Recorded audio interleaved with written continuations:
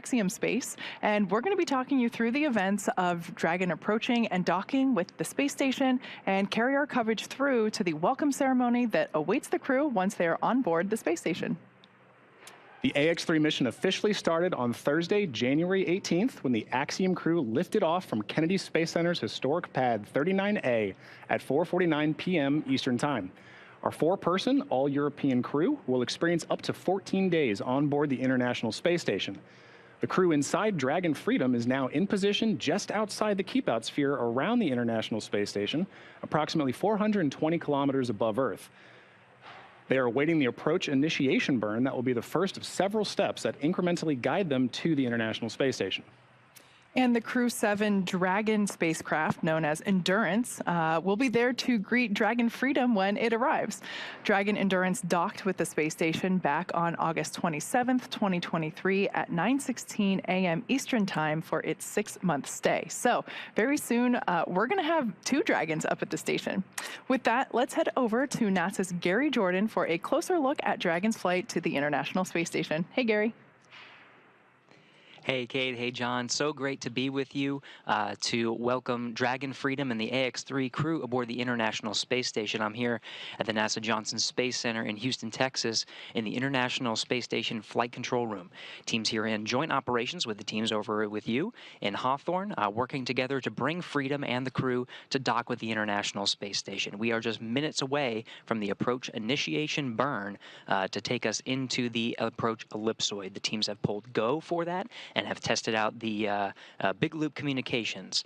But of course, the journey to get here has been quite a journey since launching on January 18th. It all started with the phase burn, the first of 5 major burns to bring Dragon Freedom closer to the International Space Station. Dragon raised its orbit using the Draco thrusters over the past day as it chases down the space station. After that, the boost burn took place. Boost burn put our crew in an orbit where Dragon's apogee, or the highest point, was 10 kilometers lower than the station. SpaceX here.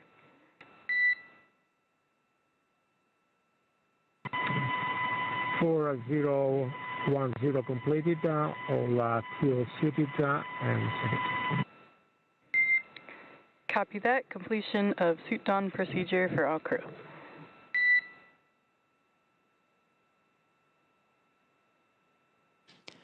Pilot Walter Villadei confirming that the crew is suited and in position for that approach initiation burn expected here in just about 6 minutes. This is one burn of several that has brought the crew closer to the station. We reviewed the phase burn, and of course the boost burn was the one after that brought the Dragon to the 10-kilometer point that is lower than the station, or at least the Dragon's apogee.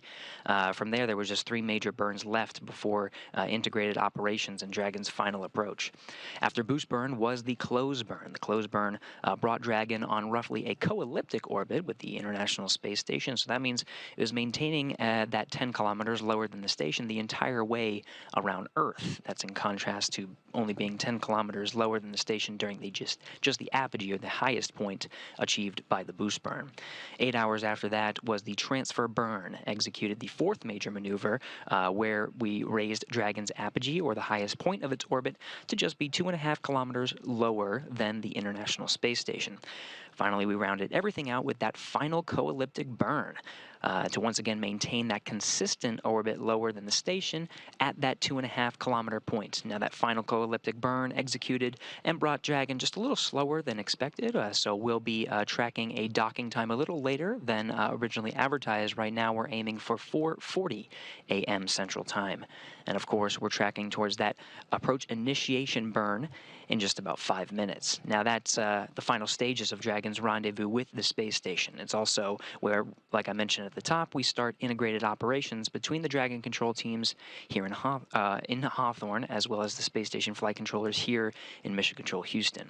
The teams will transition to integrated operations have transitioned to integrated operations roughly 45 minutes prior to approach initiation.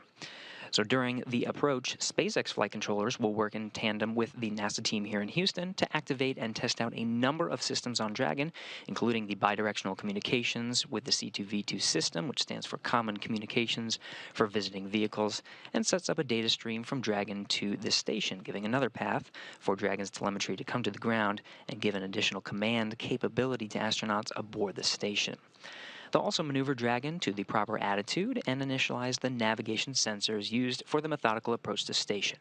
Now we're tracking down to approximately 3:10 a.m. Central Time, where the Draco thrusters will fire on Dragon for the approach initiation burn.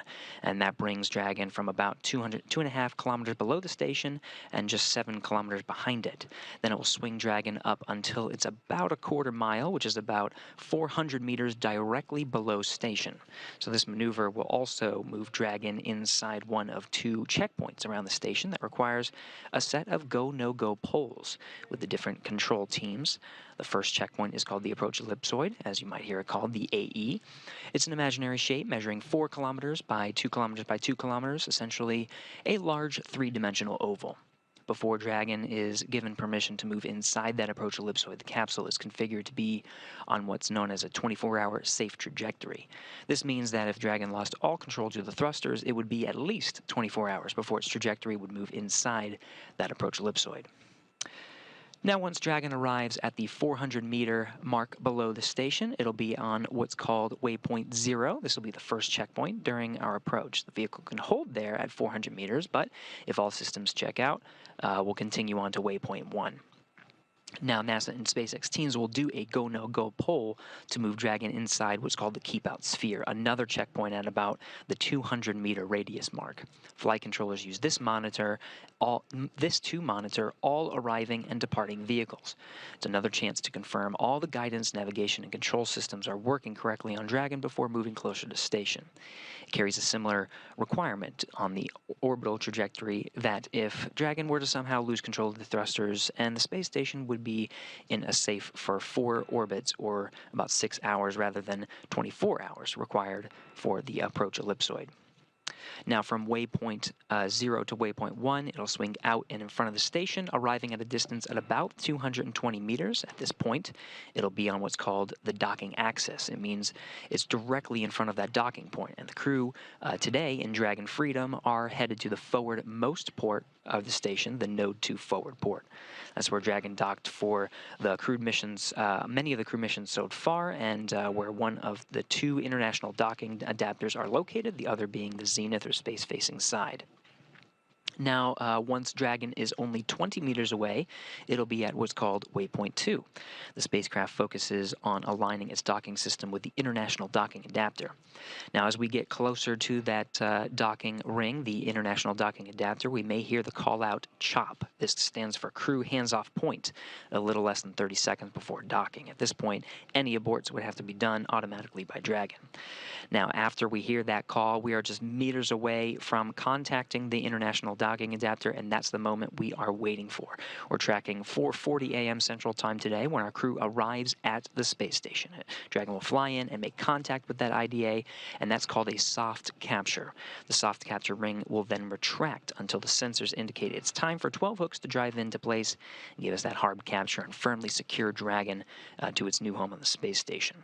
From there, NASA astronauts Laurel O'Hara and Jasmine Mogbelli will manually pressurize the vestibule, the area in between Dragon Hatch and Station Hatch, and meanwhile, umbilicals will provide power and data and audio communications between the station and Dragon. We'll see some leak checks, and then the hatch opening, which will just come a few less than 2 hours, is what we're tracking now after docking. But right now, we're just seconds away from initiating that approach initiation burn, and we'll stand by for confirmation of that burn.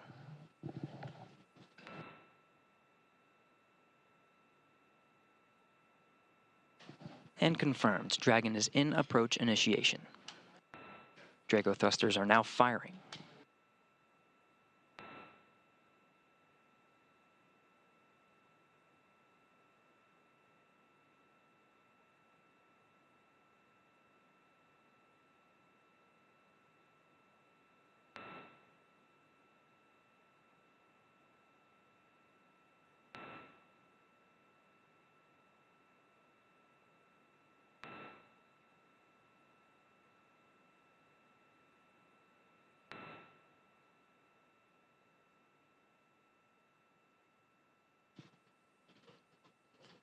Teams are confirming that the trajectory has converged onto waypoint 0. This is an indicating of a good and approach initiation burn. We should hear confirmation reported up to the crew momentarily.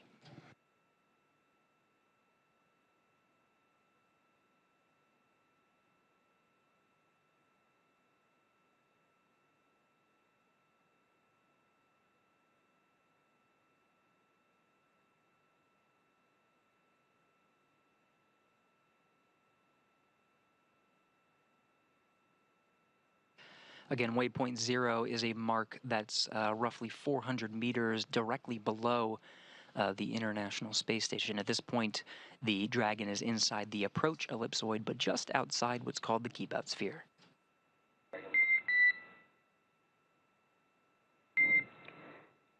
Dragon SpaceX, we had a nominal approach initiation maneuver, and a reminder that if our CTV2 link is lost for 10 minutes without ground action going forward, Dragon will perform a breakout. And you've got timers available in your event details to follow along.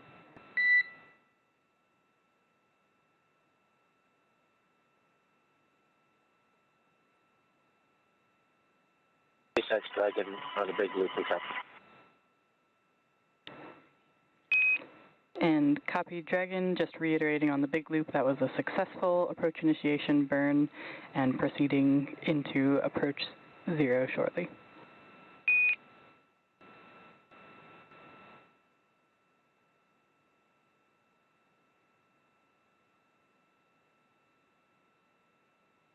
There you have it, reported up to the crew inside Dragon Freedom as well as the International Space Station. We have a good approach initiation burn. Now, you heard that communication on what's called the Big Loop. This was coordinated ahead of our coverage today. Once the Dragon is within the vicinity of the International Space Station, the Dragon, the SpaceX teams in Hawthorne, as well as the teams here in Houston, the NASA teams, coordinate a single communication loop where the teams in both control centers in Houston and in Hawthorne, as well as the two flying spacecraft, including the SpaceX Dragon and the International Space Station, all communicate on a single loop. You heard that confirmation, everybody checking in on that good approach initiation burn. Now again, the approach initiation burn takes us towards a trajectory to converge with what's called waypoint 0. This is a marker 400 meters directly below the International Space Station. Along the way, it'll cross what's called the approach ellipsoid. This is another imaginary marker that has its own, that indicates flight rules and requirements for both of the control teams as well as the astronauts flying both spacecraft. But with that execution, we are now on a trajectory to cross the approach ellipsoid. Now, along the way to waypoint 0, we'll be checking that trajectory and can perform what's called a mid-course maneuver. This will make sure that the Dragon is converging and continues to converge on that waypoint 0, as we're seeing now with the current trajectory. Once it reaches that waypoint 0 marker, we'll likely see Dragon continue along the way. It can hold at the waypoint 0 marker, but what we see most commonly is to move right past it, execute a short maneuver to swing out from right below the station at that 400-meter marker to right in front at that docking axis. That's waypoint 1. That sets us up right in front of the docking axis where Dragon continues to move in closer and closer for that docking. Again, we're tracking 4:40 a.m. Central Time. Dragon SpaceX on Dragon to ground, giving you the go to begin suit leak check procedure for 0.011.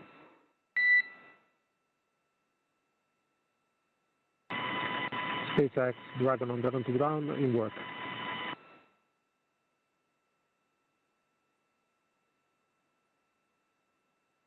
Part of the procedures for reaching this milestone of approach initiation, all 4 crew members inside Dragon Freedom donned those SpaceX launch and entry suits that provide an extra layer of protection of pressure should there be any indication of a leak inside the cabin, just as a safeguard measure. But all 4 crew members are currently suited up and in their respective seats, and we're in this position ahead of that approach initiation burn.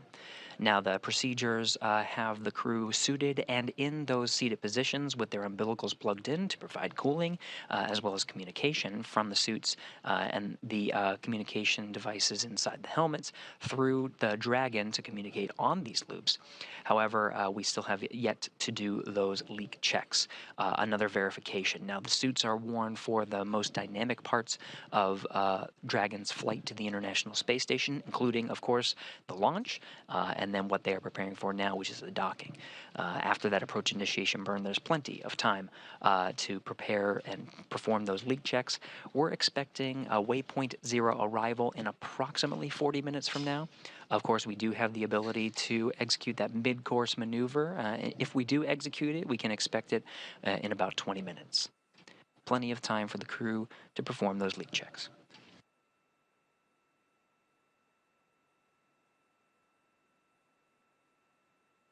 Of course, this is a joint operation, so we have the 4 crew members inside Dragon Freedom, the Axiom astronauts, heading to the International Space Station to conduct their short private astronaut mission, just 2 weeks aboard the International Space Station. But we have long-duration expedition members aboard the station now. And they are preparing for the arrival of the private astronauts to the International Space Station. Currently timelined for today, Saturday, to support the rendezvous operations, we have NASA's Laurel O'Hara and Jasmine Mogbelli. So they're using a special tool to monitor Dragon's approach. They are 2 of the crew members you see in the front there, next to Commander Andy Mogensen, who is from a European Space Agency astronaut to the right. Ready for suit leak check.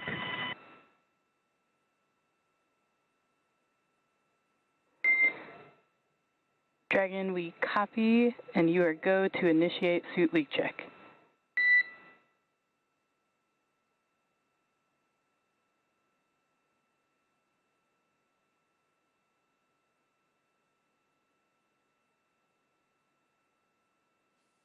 You're seeing a view of the flight control teams in Hawthorne. These are the SpaceX team that are supporting the flight of Dragon Freedom and the Axiom crew inside. Crew Operations Resource Engineer being the voice that you're hearing to the Dragon crew, confirming that they can initiate that leak sequence. They'll get the data there on the ground to confirm a good leak check to proceed towards some of the next milestones. Mid-course expected if we end up executing it in about 18 minutes.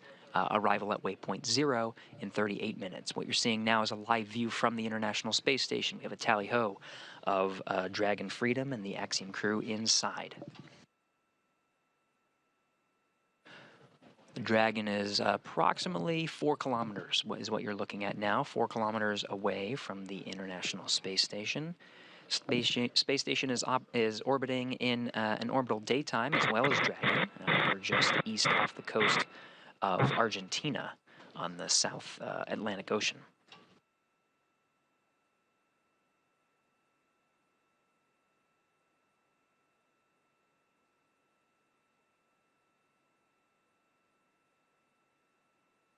A great view for NASA astronauts Laurel O'Hara and Jasmine Mogbelli, who are conducting the monitoring operations. Again, they have the necessary tools to see the range and performance of the Dragon vehicle and monitor its approach and ensure its safe arrival aboard the International Space Station. They, along with the flight control teams here in Houston, as well as the teams over in Hawthorne, all working together with the crew inside Dragon Freedom, awaiting for the arrival and monitoring these delicate operations.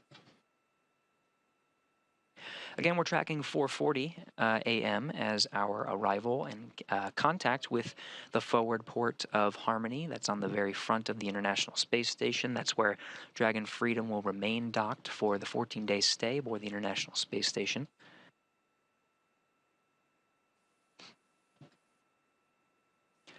Laurel and Jasmine will work in tandem to open up the hatches and pressurize the what's called vestibule. This is the space in between where Dragon arrives and the hatch of Dragon and the hatch of the International Space Station. That space, that vestibule area, is currently at vacuum, so they'll bring it up to pressure to match the pressure of the International Space Station as well as Dragon.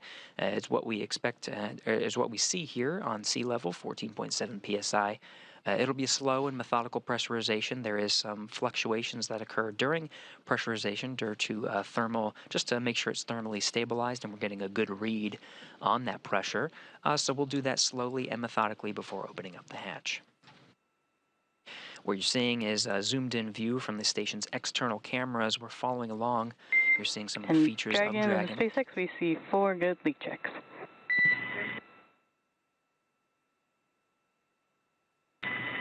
SpaceX Dragon, we do confirm, we see the same.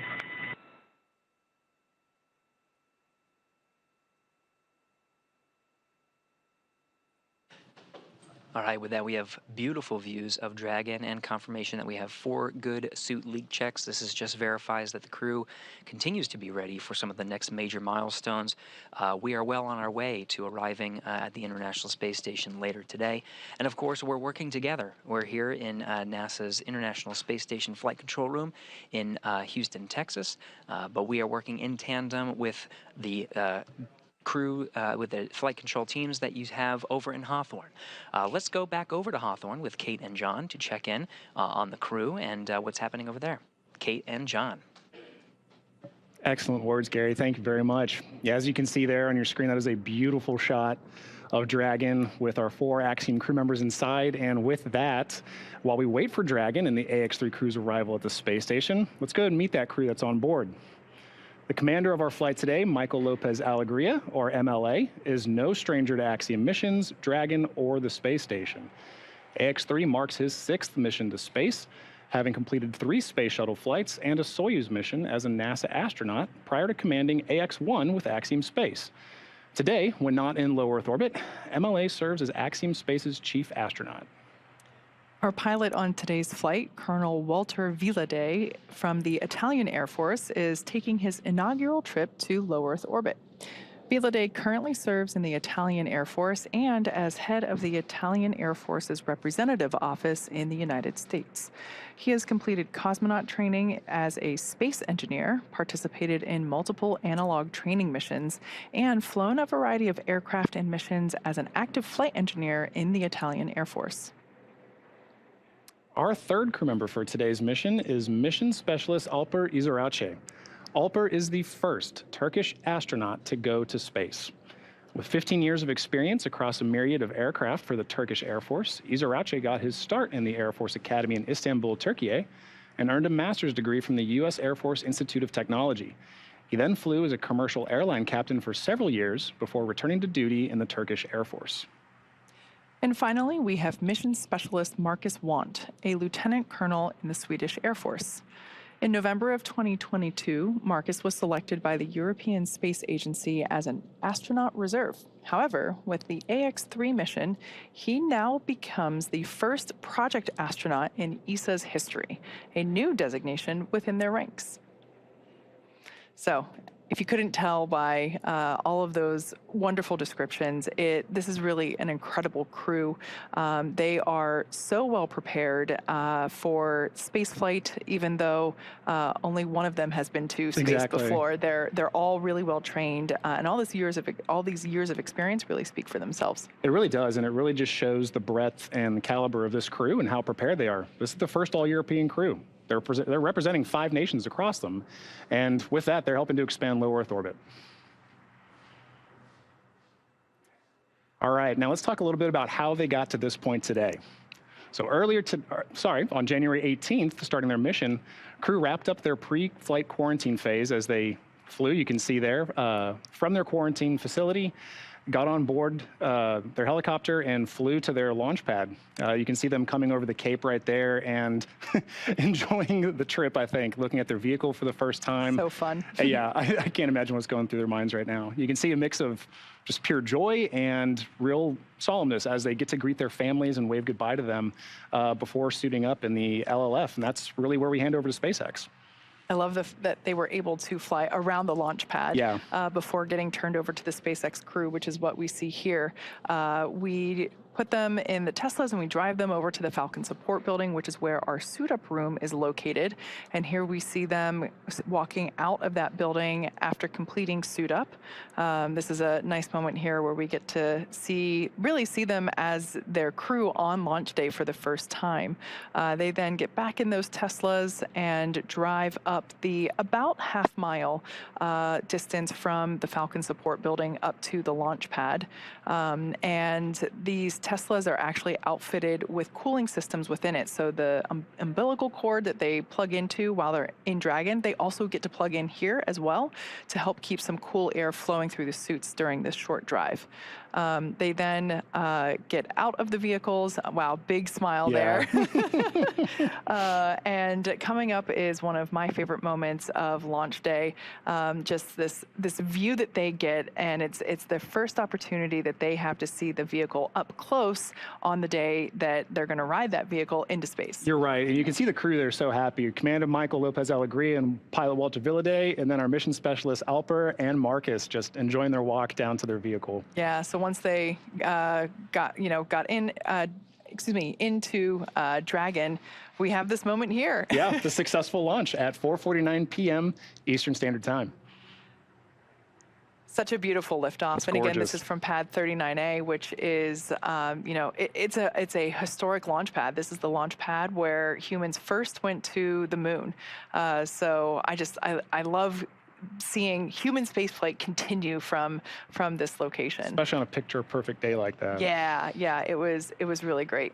And then afterward, we were very fortunate, actually. About an hour and a half after they lifted off, we were able to have first relaxed communications with them. Here you see their first on-orbit event.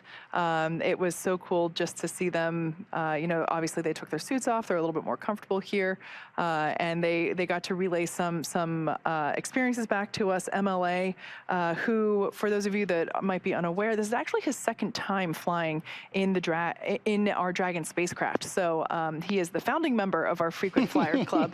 But during this on-orbit event, he noted that it was just as exciting this time as it was the first time he flew on Dragon with the Axiom 1 mission. And something that I really appreciated was that he still noted that you really got the sensation that you're going fast. Yeah. And that's something where, if you ride a roller coaster so many times, you might, I don't know, I always kind of wondered, does it still feel the same? Yeah. And because we have so many people that fly on Dragon that have gone to space before, but in a different vehicle, I have been curious in terms of, well, what about somebody that flies in Dragon more than once? What is their experience like? Yeah, and he said it's never a dull moment. Yeah. Still. So here we have some more views of the Dragon spacecraft. This is Dragon Freedom approaching the International Space Station. This is, I love these views because right now it seems pretty far away. And before you know it, you're going to look up and we're going to see Dragon and it's just going to be like, oh, wait, it's knocking on the door to, get to the space station. You see it coming back into frame there. Yeah, so this camera is positioned on the International Space Station, and it is manually I don't want to say removed, but it is the controllers at the International Space Station Mission Control in Houston are actually continually adjusting the angle of this camera because, they're going 17,500 miles per hour here, and Dragon is coming closer, and so they have to keep readjusting the camera to make sure that it stays in view. So that's why it floats out of the frame and then comes back in. And that tracking readjusts to capture it back in frame and allows us to keep good visuals on the vehicle as it approaches. So right now, all 4 crew members are there inside that capsule. We're looking at the capsule from the top down. So we're actually looking straight into the forward hatch. This is the hatch that will be utilized to dock with the space station. And then there's a great view here. The pointy thing kind of at the top there, or what looks like the top to us, that is the nose cone. So that's why there's a bit of an asymmetrical shape from where we're looking, is because the nose cone actually after they get on orbit, we open the nose cone to expose the docking mechanism in the forward hatch. So that's why it's a little bit asymmetrical from this particular view. But all 4 crew members are currently strapped into their seats. We're going to be stepping into some leak checks as they recently donned or put on their spacesuits. We're going to perform those leak checks. As Gary said, we have quite a bit of time here before we move into the mid-course maneuver and eventually hit waypoint 0. So, excuse me. But the crew, yeah, they put their suits back on, they're in their seats, and we will perform those leak checks just to make sure that all of the zippers are pulled up into where they need to be, to make sure the visors are clicking shut and then the locked position, really just to make sure that the crew put their suits on the right way. Yeah. You know, that's important because we do put the suit on whenever we're entering more dynamic phases of flight. Right, and that process you just mentioned, Kate, right, that's a huge part of their training, their pre-flight training to get them to this point. They know what to expect to run this procedure while they're on orbit, and so it's going to be something that they don those suits, they do some nominal checkouts, and they run that procedure to make sure they're doing good. They have trained for that, but of course, trying to get dressed in space completely different. would be a little different than training here. But you're absolutely right, and the crew is trained to assist their other crew members in making sure that all those things are in the right places before they hop in back into their seats and put their seat belts or really their safety harnesses. They're a bit more complex than a seat belt, but yeah. So we know that they do go through that training, but it's always different when in space. So speaking of training, as Dragon, as you can see here, actually it looks like it may have floated out of view again, but it'll come back. As Dragon continues its approach, let's talk a bit more about that preparation that the crew went through in order to be ready for this mission. Altogether, the Axiom 3 crew spent about 35 days training inside Dragon, and crew members individually received additional training specific to their role, learning SpaceX protocols, International Space Station systems, and preparing for all the science and outreach activities that they'll be conducting while in space. So you can see here the crew training here at our Hawthorne training centers to prepare for their mission. Our teams here at SpaceX spent the last several months teaching the crew about orbital mechanics, how to live in microgravity, and running simulations of full missions from inside our Dragon training vehicles like the one you see here. The training program includes nearly 100 different lessons covering all aspects of the flight. The team also spent time at the launch pad, as well as in the suit-up room, and working through emergency procedures that would be necessary in the unlikely of a pad abort scenario. Yeah, I mean, that's a lot of extensive training just for the vehicle alone, in addition to some other systems. But crew also spent extensive amounts of time in historic Building 9 at the Johnson Space Center that you can see there, learning from certified instructors on all critical systems necessary to ensure a successful stay aboard the orbiting lab. The team even prepared for unlikely emergencies and learned how to provide first aid in a microgravity environment. Additionally, they learned how to prepare food and make selections for their meals, as well as learned how mission control operates to better ensure mission success during their flight. They also had a chance to familiarize themselves with the gear that will enable them to document their trip, their research, and help them connect with those back here on Earth during their outreach events. Additionally, ESA and JAXA also play a critical role in cruise training. Each module has its own nuances, so gaining insight into the specialties of their racks and systems is necessary, especially for this particular mission. Extensive training on station navigation, on-orbit familiarization, emergency response scenarios, and repetition of walking through processes and procedures all help ensure that crew maximizes every second that they have during their flight. And simulating science research, operations, and even discussing how to sleep in space are all necessary lessons on the path to mission readiness. And with that, the National Outdoor Leadership School, or NOLS, provides a unique Earth-based experience for many astronauts before they fly. This is really a bonding experience for crew, which I just love. It can't be overstated how much teamwork factors into every aspect of their mission. And this training in particular really aims to thoroughly establish that between the crew. Here they focus on survival skills, resilience, leadership, followership, and overall teamwork to ensure they really are more than just passengers on the same rocket. The camping and outdoor adventure provides a solid foundation for the team to build on throughout their training. NOLS was definitely a highlight of this crew's prep and training, and you can hear it in their voices and see it in their faces when they speak about each other, that they really feel like a family after this, and that's a critical component to build that trust between crew members. Now, you can't fully, truly experience flying into space until you fly into space, but some really unique tools have been developed on Earth to provide the closest experience possible. Altitude chambers can challenge the body with oxygen deprivation in a controlled and safe manner. And human-sized centrifuges send the crew members for a spin to simulate the G-forces that will be experienced by the body during launch and re-entry. It can be a bit nauseating at times, but it does help the crew know exactly what to expect and be as prepared as possible for what launch day holds. Now, at the end of it all, there's a mission patch celebration of celebrating their training. And this has been a tradition since the earliest days of spaceflight. Crew gets to hang their training patch on the modules in Building 9, and this crew had a chance to be present for that patch hanging in Building 9 of Johnson Space Center. We all know that spaceflight is a very serious business, but it's moments of levity like this, celebration, that help everyone pause and reflect on the incredible accomplishments being achieved every day by all of these teams. No matter how many patches join a canvas like that one, each one is incredibly special because of the people who make it possible, the crew and those here on Earth supporting each mission. It's so cool to see everybody coming together to celebrate that. So you were talking about Houston. Actually, let's go back over to Gary Johnson, who is at Houston's, who is over at Johnson Space Center at International Space Station Mission Control. How are things going over there, Gary? Hey, thanks, Kate. You tossed at just the right time. We are just in the middle of a mid-course burn right now.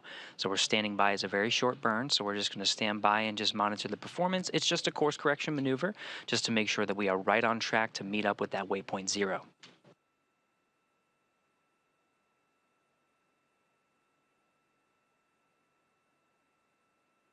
And we're hearing good call-outs. Trajectory has converged onto waypoint 0.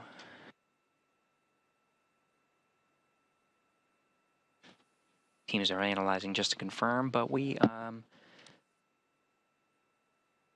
are right on track for hitting that milestone.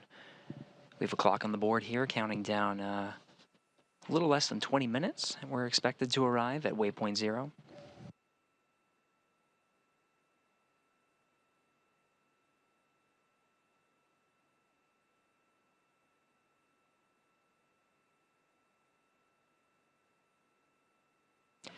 Getting beautiful views of the Dragon capsule. Since we last talked from Houston, we're now more than halfway from our original distance. We checked in last at 4 kilometers. We're now just a little bit more than 1 kilometer away. You're seeing the Dragon making its slow and methodical approach to the International Space Station. Space Station right now is flying SpaceX on the big 267. loop. Nominal mid-course maneuver complete, and the trajectory has converged on waypoint 0.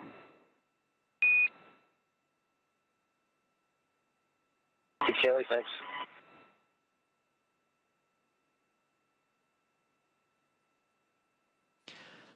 From the SpaceX mission control teams over in Hawthorne, crew operations resource engineer, the voice that you're hearing from Hawthorne to the Dragon crew confirming that good mid-course maneuver.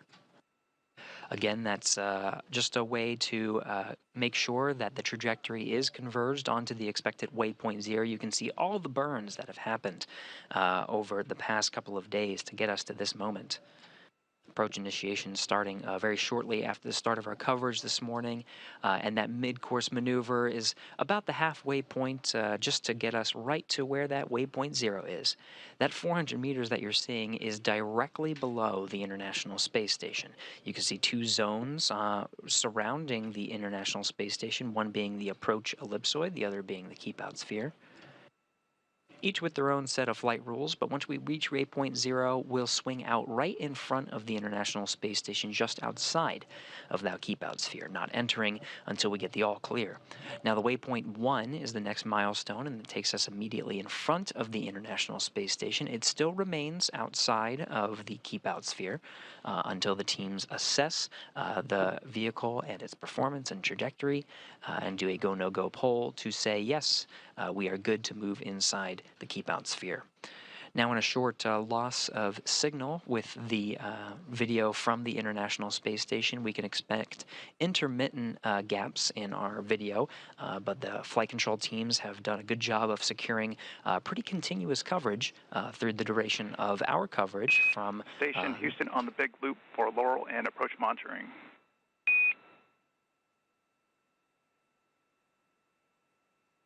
on 2. Dragon range is approximately 1,000 meters. Monitor long-range approach per steps 1 to 4 in 1.102. Dragon approach and retreat monitoring. ISS crew is now primed for vehicle approach monitoring.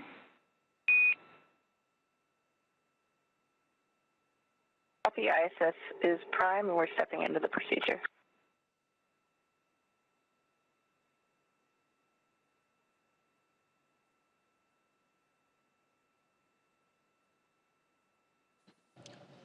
Voice you heard was from here in Mission Control Houston. The flight control room you see on the right of your screen, William Vu, the Capcom here in Houston, and the voice of Mission Control relaying up to the International Space Station teams.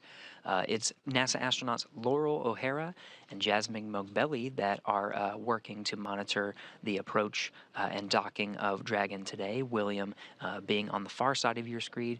On the very front, you see Flight Director Judd Freeling leading the teams. Expedition 70 are the 7 crew members awaiting the AX-3 crew's arrival to the International Space Station. In the front there, seated. And attitude is as expected. Dragon is facing us. Houston copies. A tally ho from the crew aboard the International Space Station. Laurel O'Hara confirming she has visuals of the Dragon Freedom as it is now inside 1 kilometer from the International Space Station. Flight control teams tracking a good trajectory. That mid-course maneuver put us right where we need to be, on track to converge with waypoint 0 in almost exactly 15 minutes from now. Again, waypoint 0 being 400 meters directly below the station. Once meeting that point, we can expect very likely to proceed past that waypoint and swing out in front of the station to converge with the docking axis. From there, we'll make a slow and methodical approach inwards to dock with the very forward port of the International Space Station.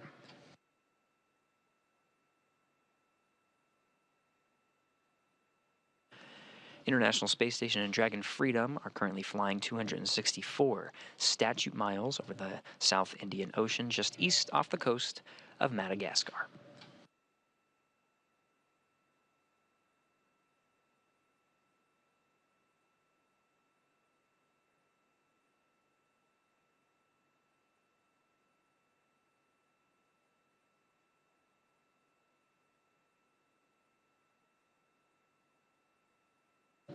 We can expect to be in an orbital daytime for quite some time here. Of course, it being the middle of the night U.S. time. Sun is shining over in Africa and Asia.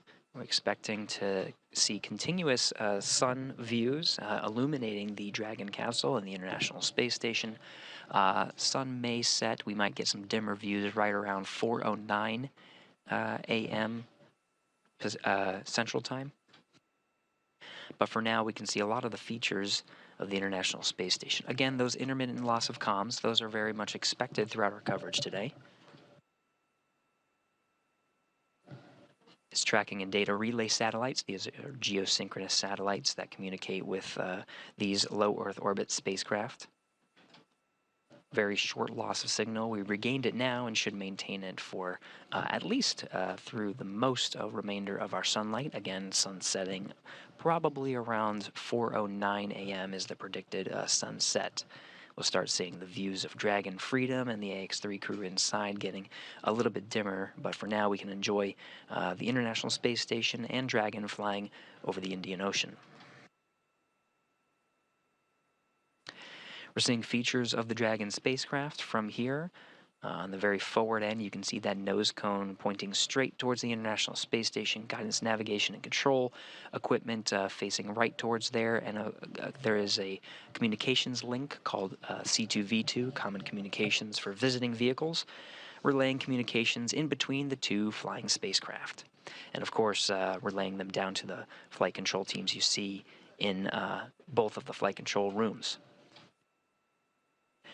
Getting even closer now, we're seeing the flashing docking light that's in the very center of there.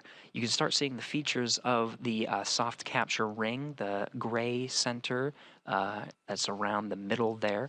That'll be the soft capture ring. As we start getting even closer to the International Space Station, that soft capture ring will extend and prepare for a nice cushy contact with the International Space Station. It's that soft capture ring that allows for a little bit of cushion and then retracts to bring the Dragon in closer with the International Docking Adapter for a hard mate.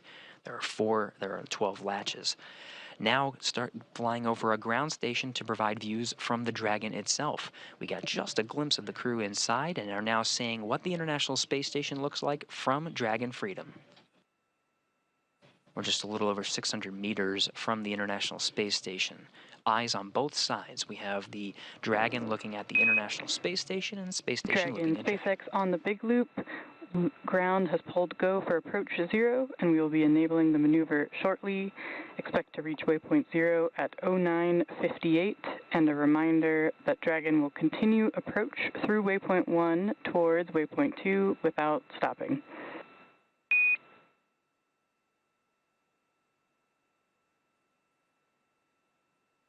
SpaceX Freedom, we copy all.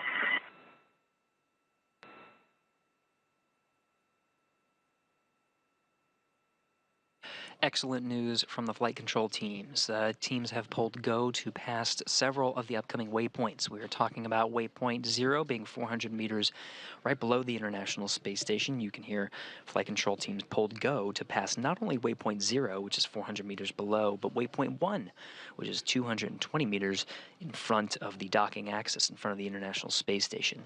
This means we're inside the approach ellipsoid now, and we're go to proceed past those two waypoints, no stopping.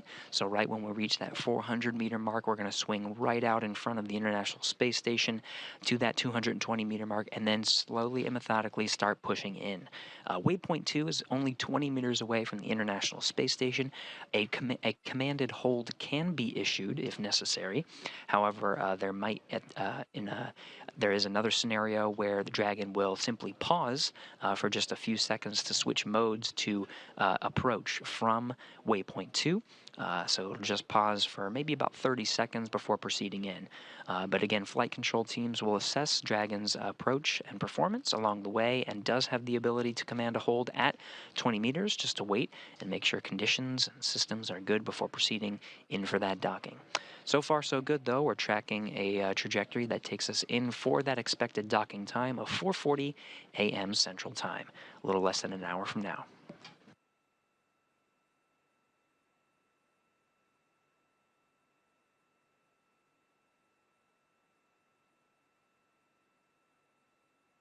Dragon continuing to fly over the Indian Ocean, still seeing those features. You can see the nose cone deployed. This is a feature of Dragon that's deployed very quickly after spacecraft separation from the Falcon 9 rocket. You can sort of see it swung out. When it does so, it exposes the docking ring and the docking light, which you see flashing, but one of the primary reasons it needs to unfold are those 4 forward bulkhead Dracos. Those Draco thrusters provide much of the force needed in those initial phasing burns that we discussed a little earlier, those 5 major burns that bring Dragon incrementally closer to the International Space Station. Forward bulkhead Dracos have done their job for the approach and rendezvous. We'll see them again when Dragon leaves the International Space Station, and the forward bulkhead Dracos are used for a very significant maneuver, the deorbit burn. But for now, we'll use the service section Dracos for the upcoming maneuvers, including the approach 0, which is the maneuver right at the waypoint 0 mark, 400 meters below the station, and approach 1 that takes us right in front of the docking axis inwards to make contact with the International Space Station. Flight control teams working in tandem together. You're seeing the teams over in Hawthorne monitoring Dragon's performance, working with the crew inside.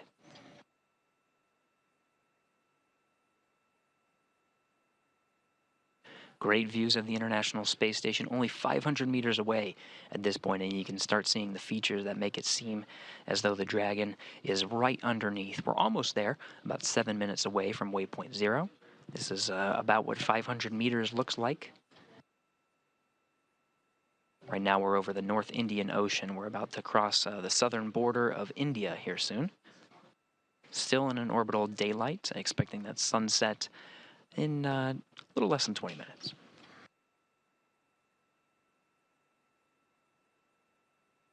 The crew inside Dragon monitoring the performance. You can see in the middle screen there, that point at the very bottom. That's the Dragon spacecraft, and they're trying to meet with that point right below the space station. And you can see what the maneuver is about to do. It's about to swing it right at that point, right in front of the docking axis. The cone you see in the circle in the middle of that screen.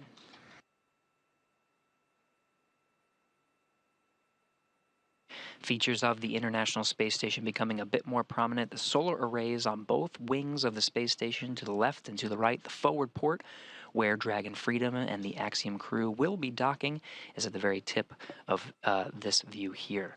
That is the Node 2 forward port, International Docking Adapter. Dragon again will swing from this view from the bottom right out in front to meet with the docking axis.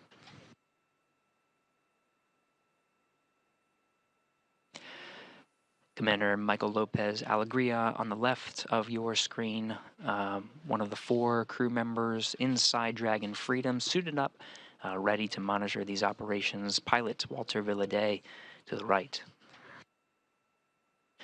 Alper Gezeravcı is also a mission specialist, as well as Marcus Wandt. The 4 crew members make up the Axiom Mission 3 crew, headed to the International Space Station for a 14-day stay.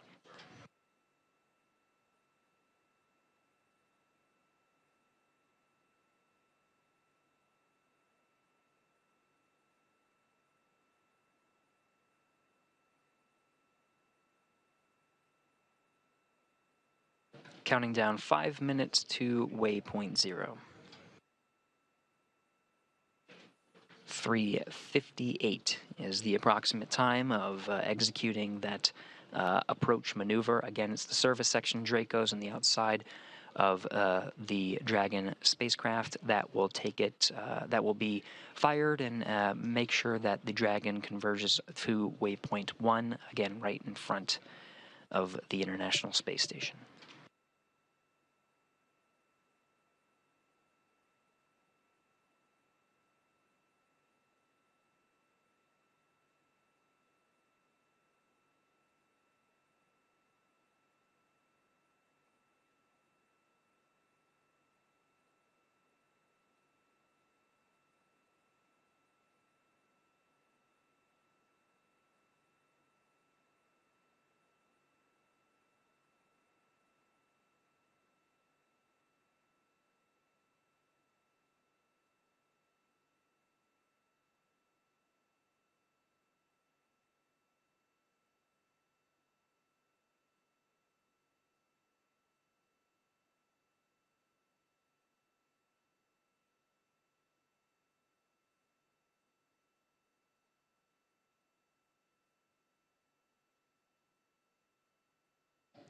Three and a half minutes to approach 0.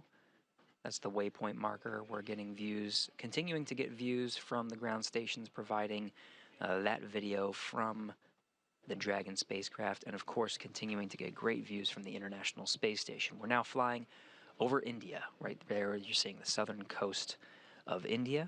Dragon and International Space Station flying. We see range less than 400 meters and attitude as expected.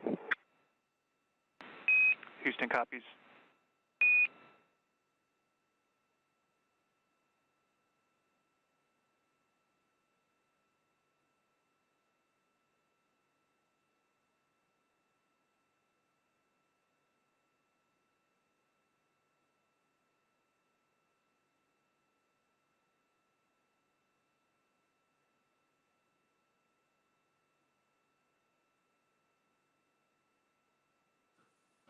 NASA astronaut Laurel O'Hara confirming the data that she's seeing, again, from inside the International Space Station. She and Jasmine Mogbelli, another NASA astronaut, monitoring Dragon's approach to the International Space Station, confirming the data that they're seeing on their screen.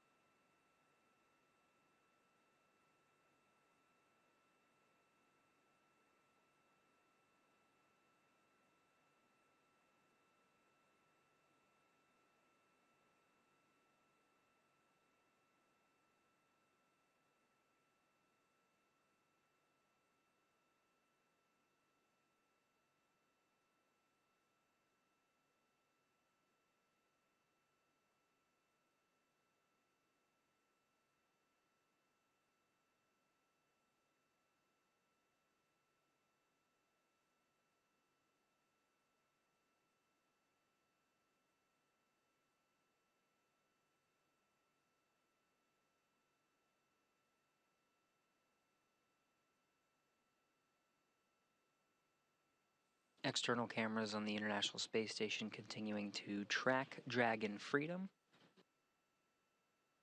Still getting fantastic views as Dragon and International Space Station are flying over India. Dragon is inside 400 meters, just waiting for confirmation of that waypoint 0 and approach 0 maneuver.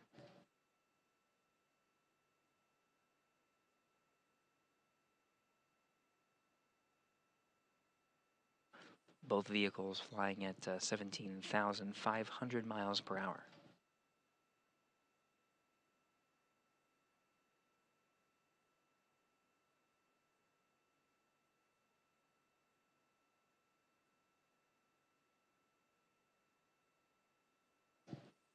And we're just seconds away from converging on waypoint 0, standing by for that approach maneuver.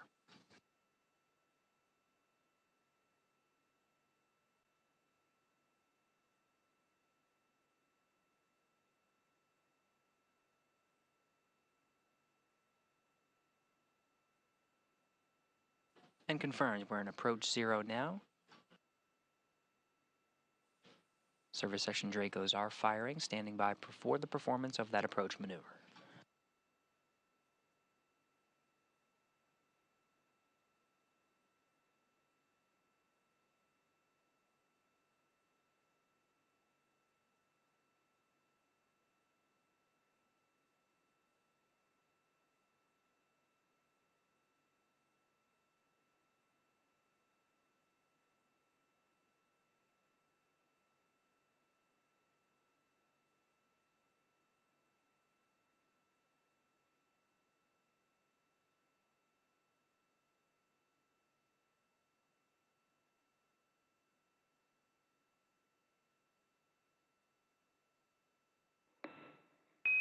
Dragon SpaceX on the big loop.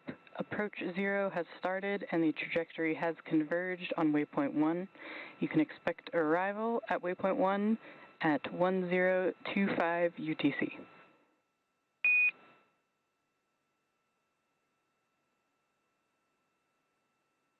SpaceX Freedom, we copy.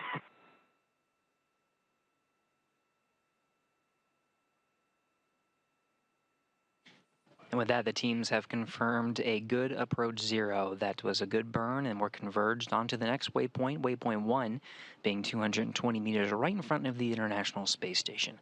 The read from the crew operations resource engineer to the crew aboard Dragon Freedom confirms that we're looking at 4:25 a.m. Central Time for that expected arrival time at waypoint 1.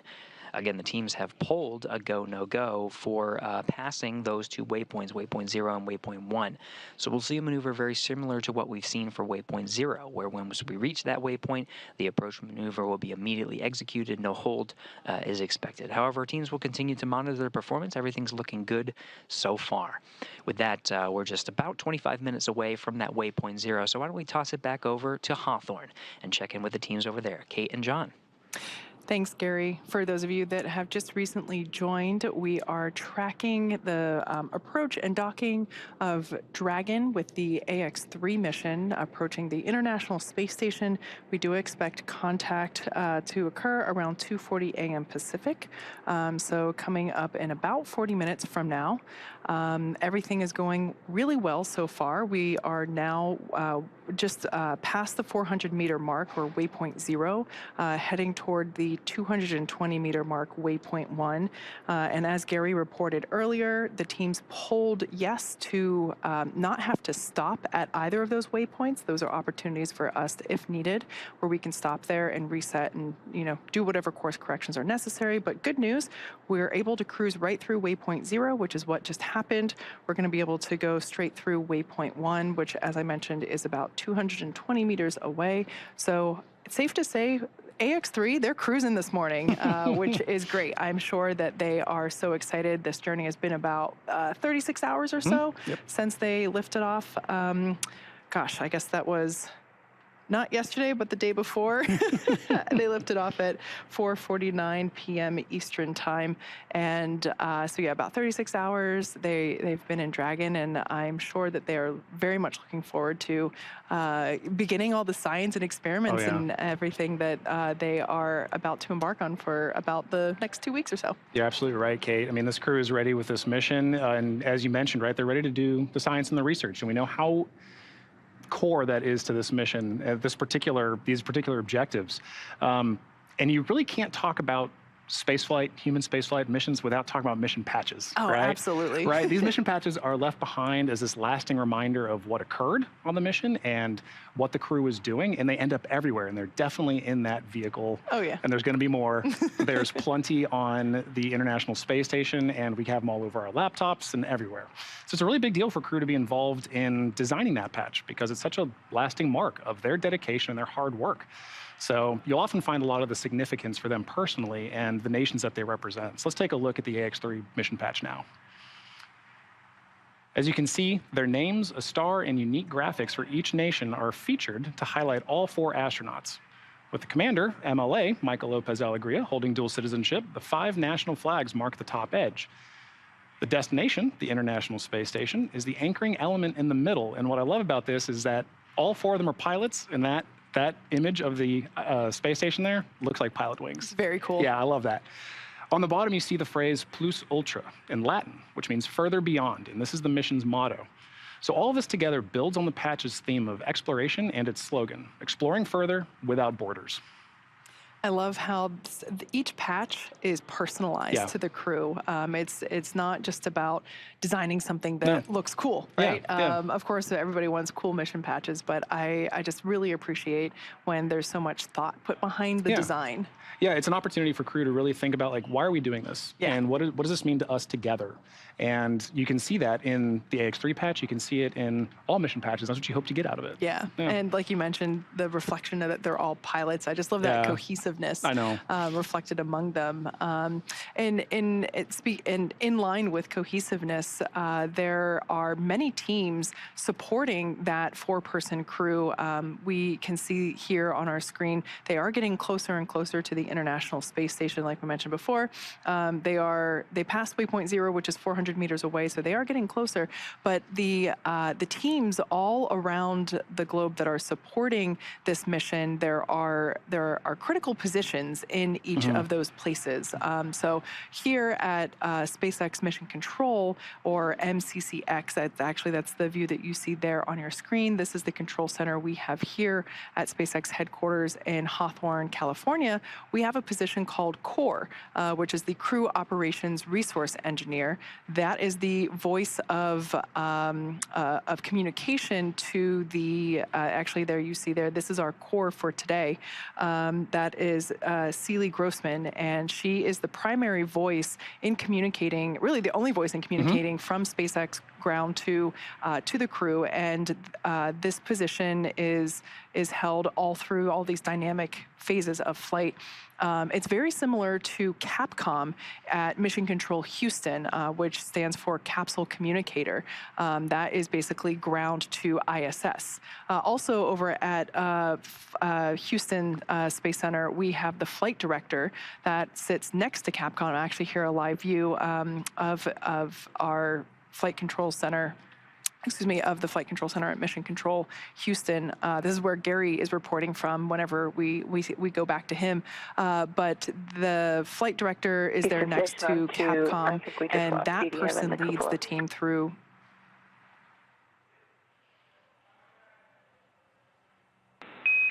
Copy, Laurel. We'd like for you to kill it and restart it.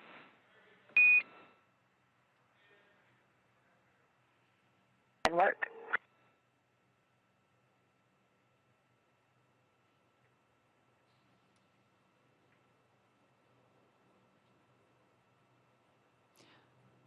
As I was mentioning, next to CAPCOM is the flight director. That's the individual that leads the team through major milestones.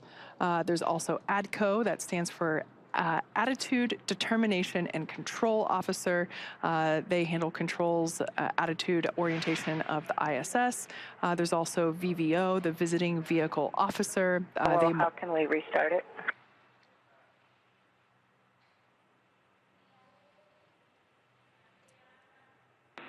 Checking.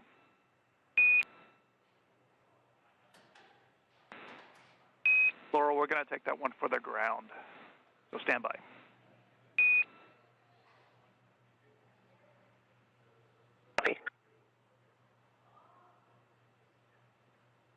So I believe that was Capcom. As I mentioned before, that is the primary voice from Johnson Space Center here, Houston Mission Control to station. And then, of course, there's the flight surgeon, you know, keep continuing to talk about these key roles. Flight surgeon, it's basically, you know, the person that the crew regularly speaks to for scheduled chances of medical conferences. So this is a standard part of spaceflight where we're checking in on the crew and making sure that they're feeling well, and if they're not, assisting them to make them feel better. Yeah, exactly right, Kate. And you might have heard us pausing there a few times, right? And that's to work with exactly what you mentioned, right? It's a single point of communication. Talking to crew is essential for all of these teams to be able to work together. And it's important to have groups like CORE, disciplines like Capcom to be those single points of voice so that crew and ground teams can work very efficiently together. You know, without that, it wouldn't be as smooth as it is. And as we know, slow is smooth, smooth is fast. And absolutely. Yeah, we've been, and that's part of what we're looking at today is watching this vehicle approach station. It may seem a little slow at times, but it really is smooth, and that's fast. And in addition to MCCH that you see on the screen, MCCA is Axiom Space's Mission Control Center in Houston, Texas as well. MCCA is officially certified control center, joining the large network of other control centers supporting the ISS from all over the world. From this secure facility, teams have live access to voice, video, and data from the ISS and can work alongside their NASA counterparts and SpaceX counterparts to run on-orbit operations and monitor every aspect of the mission in real time, 24/7, for the duration of the crew's mission. And similar to like what you were mentioning, Kate, of having a single point inside these control rooms for Axiom, for MCCA, that room is led by Axel, or Axiom Operations Lead. And around the room that you see, positioned around Axel, are other supporting flight controller positions, each responsible for different aspects of mission support. For Axiom, that includes research, communications, medical, integration and stowage, and timeline operations. So when you put all this together, this is really a significant step in terms of getting to low Earth orbit and sustaining low Earth orbit, because it's the 12th ground segment partner for the ISS program. And with this facility, we're providing our customers and the global community a front row seat to the work being done on station. So you were talking about comms. I just, like, for those that might not be familiar, just a quick rundown of what that is that we're hearing. We often start with the Quindar tone, which is that unmistakably unique sound. Beep. Yeah. Yep. And so that is the indicator that some sort of comms is going to occur. So we try to really listen for that. And as soon as we hear it, we try to go quiet to make room for those comms. You then also hear something like Dragon Houston on the big loop. Right. So that is the standard protocol of basically saying, this is the person I'm calling. I'm calling from this place on whatever net it is. So in that case, it would be a flight controller, or in that case, in the example I gave, forgive me, it is 2:10 in the morning here, so my brain might be a little slow, but it is, if I would be Capcom in Houston, I would say Dragon Houston on the big net, basically saying, hey Dragon, I'm trying to get a hold of you, who I am, I'm in Houston, and what net we're talking on. So a little bit of clarification there on why you don't just hear the Quindar tone and then someone saying, hey, we have, something floating around in the cabin, or, that kind of thing. Yeah, and all of these things for supporting missions like this, it's really important for everybody to kind of know what role they play when. And I think that's one of the things that I absolutely love about these kind of dynamic operations, right? It's, as we mentioned, if you move slow, you move smooth. And if you move smooth, you move fast. And having procedures to help you do that in a training that backs everybody up, right? It's not just crew that trains for these missions. It's all of those flight controllers that we mentioned in Houston, in SpaceX, at Axiom. All of those flight controllers need to know what role they play and when they play it. Absolutely. And knowing that allows you to understand, okay, at this critical moment in this flight path, it's my role to kind of lead the team. And it's my role to do the communication. And now it's my role to follow on the team. And I think that's just absolutely amazing part of spaceflight. So in the capsule, our four-person crew of Axiom 3, they are on their way to the International Space Station. We are coming up to waypoint 1, which is 220 meters away from the station. The crew are seated. They are buckled in. They have their suits on. They've gone through... Actually, I'm not sure if they have completed the leak check yet. I'll check on that. But they will be completing a leak check on the spacesuit. And I am hearing that they did complete that leak check and it was successful, so that's good news.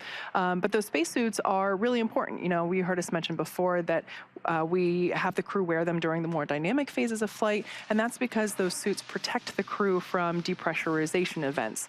The suit inflates with nitrox, which is a nitrogen-oxygen mixture, and they are flame resistant. So cool visual here kind of illustrating it. They are custom to each astronaut. It's a single piece suit. The helmets, which are actually 3D printed, are also, I would love to put one of these on one day. They look so cool. They also, of course, have boots and gloves. Those are all attached. They also have a quick disconnect, or a QD, which is located on the right thigh umbilical. That is what provides that nitrox airflow, as well as where the electronics are connected. And that is important because within the helmet, there is a mounted mic as well as their in-ear speakers. So that's where all of that communications connections occur, is that umbilical. And, you know, we were talking about training before and how they practice suiting up, although we mentioned suiting up in space would be a little bit different, but they are able to actually suit up in less than 15 minutes. So I would feel like, you know, I think about when I'm getting dressed to go skiing, it definitely takes me longer than 15 minutes to get dressed. The challenge is set. Yeah, absolutely. And so the crew practices that. This suit is an IVA, or intravehicular activity suit, meaning it's designed for use only inside of Dragon. The suits will stay on Dragon while the crew is living on the International Space Station.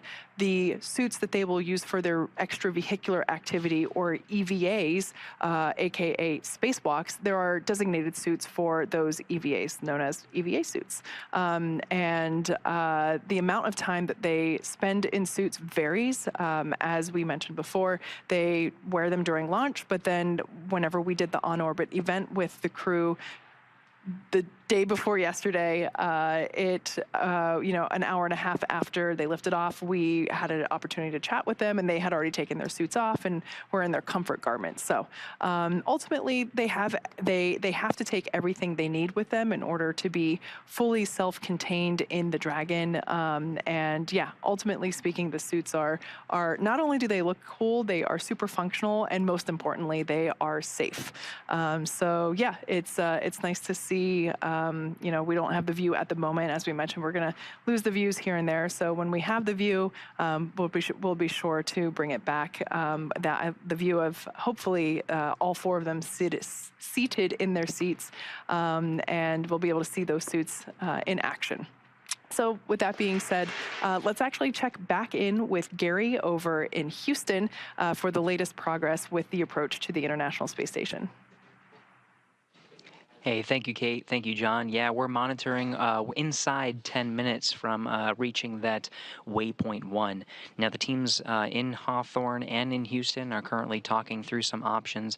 We talked about passing that waypoint 1. That's still part of the plan, but right now we're under active discussions to potentially hold outside of the keep-out sphere. Now, that waypoint 1 is 220 meters in front of the docking axis. About 180 meters is right at the cusp of that keep-out sphere. The teams may elect to command a hold right around that area just to assess that everything's in tip-top shape before they proceed. So again, we're tracking inside 10 minutes, about 9 minutes from reaching that waypoint 1. The plan is to execute the approach 1 maneuver. That's just firing the Draco thrusters to proceed into the docking axis, but instead of crossing into the keep-out sphere, we'll go ahead and command a hold. at about 180 meters. So we're still following along, still gathering the data. Teams are still discussing, but we are good to proceed past waypoint 1, and we'll continue to discuss.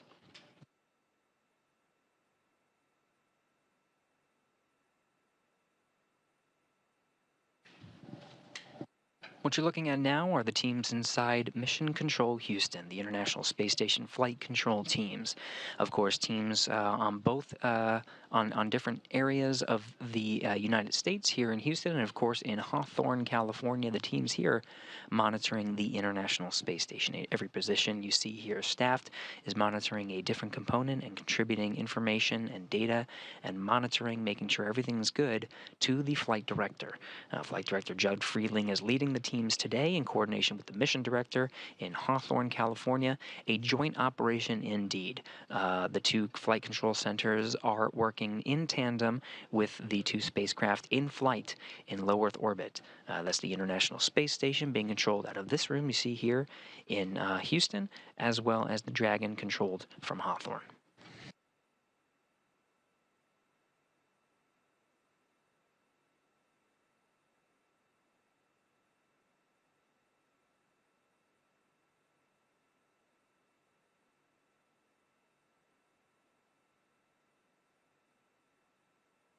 You see the screens at the front of the room are a little bit dim. We're right now in an orbital nighttime as we continue to orbit the Earth 260 statute miles over the North Pacific Ocean.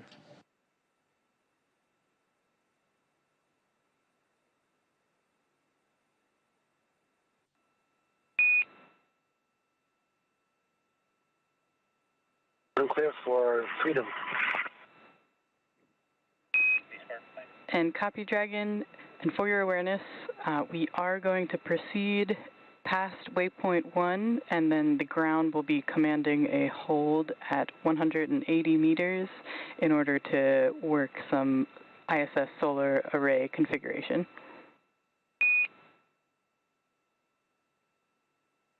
We will hold at 180 meters, and be advised that in your last transmission we picked up an echo.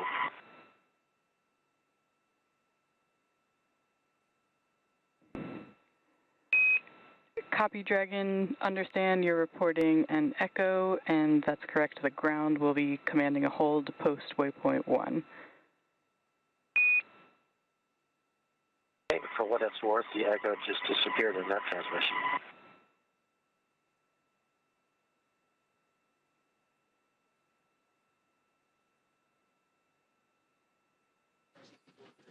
We're getting views from inside the Dragon cabin. It was Michael López-Alegría, the voice from inside Dragon Freedom, commander of the Axiom crew.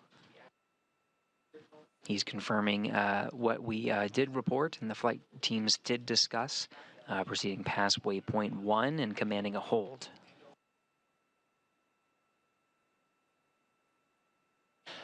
Teams working in tandem just to make sure everything's in tip-top shape before continuing to press on. Again, we're in an orbital nighttime right now over the North Pacific Ocean. Expect a sunrise here at about 4:45 a.m. Central Time. Once the teams hold, we'll continue to keep in touch with the flight control teams and share the latest on docking times and status of the crew. For now, we do have waypoint 1 and the trajectory converging on that mile marker just inside 5 minutes. Just as a recap, the plan is to proceed past waypoint 1, as the teams have agreed on. That's an approach 1 maneuver, just firing the Draco service, the service section Draco thrusters to push inwards on right alongside the docking axis. This is directly in front of the docking port. But there is sort of an imaginary line around there called the keep out sphere, which is about at the 180 meter mark. The plan right now is to proceed past waypoint 1 at 220 meters, proceed inwards to about 180 meters, and command a hold. From inside the Dragon cabin, you can see sort of the trajectory. When you look at these trajectories from the displays inside Dragon, what is being calculated in real time are different breakout maneuvers. But right now the plan is to proceed past waypoint 1 and go ahead and command that hold. You can sort of see, though it is in a slightly lower resolution, you can sort of see the docking light on the forward end of Dragon. It has this pulsing phenomenon, and as it pulses, is illuminating the International Space Station. What you're seeing is the forward end of the space station. So the docking port is coming into view as we're almost 3 minutes from that docking axis. It's the forward port, but the docking light itself is illuminating the outside of the station as we continue over in an orbital nighttime over the Pacific Ocean.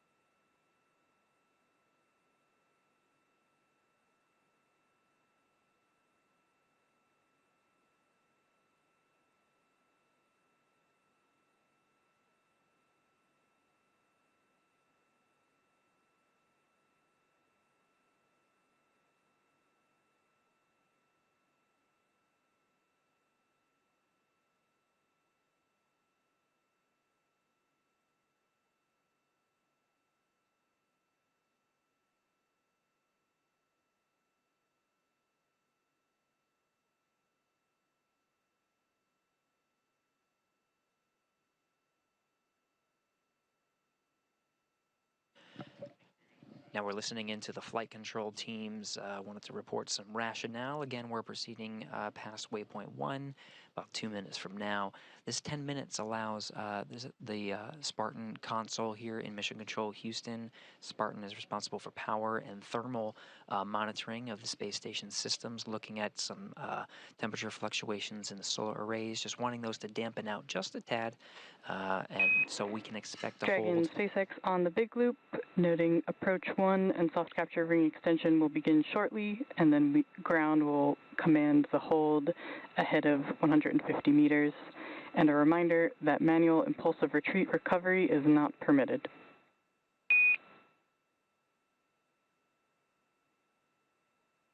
Copy all, SpaceX. Crew Operations Resource Engineer in Hawthorne, California, reiterating the plan to the Axiom crew inside Dragon.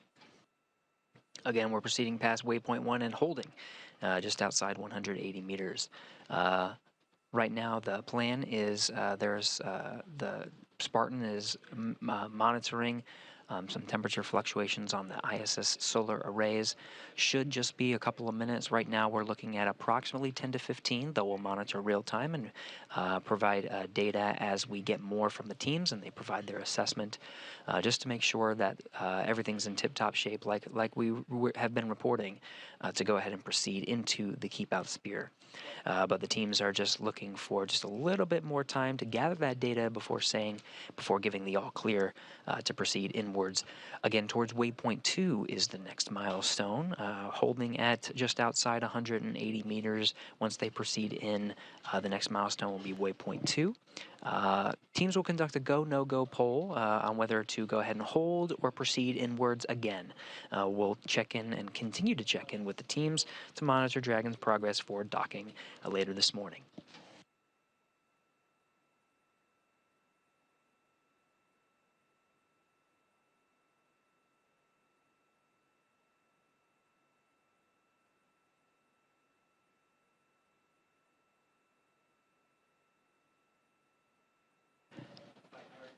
And we pass through waypoint 1, holding for confirmation of that approach 1 performance. 214 meters in closing.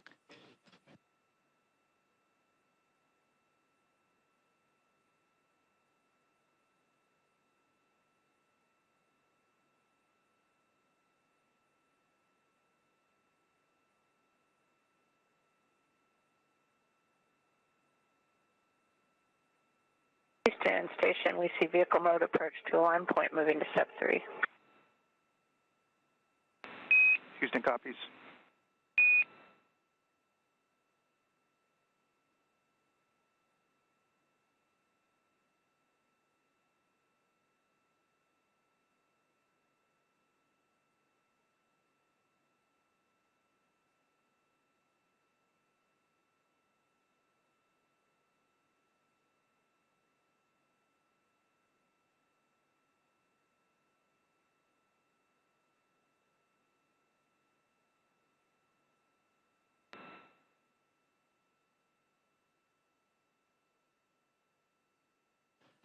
Continuing to listen into the loops here in Mission Control Houston, coordinating with the teams over in Mission Control Hawthorne. Dragon SpaceX on the big loop. The solar array configuration has been completed, so we will be proceeding with approach 1 and no hold. Houston copies, no hold.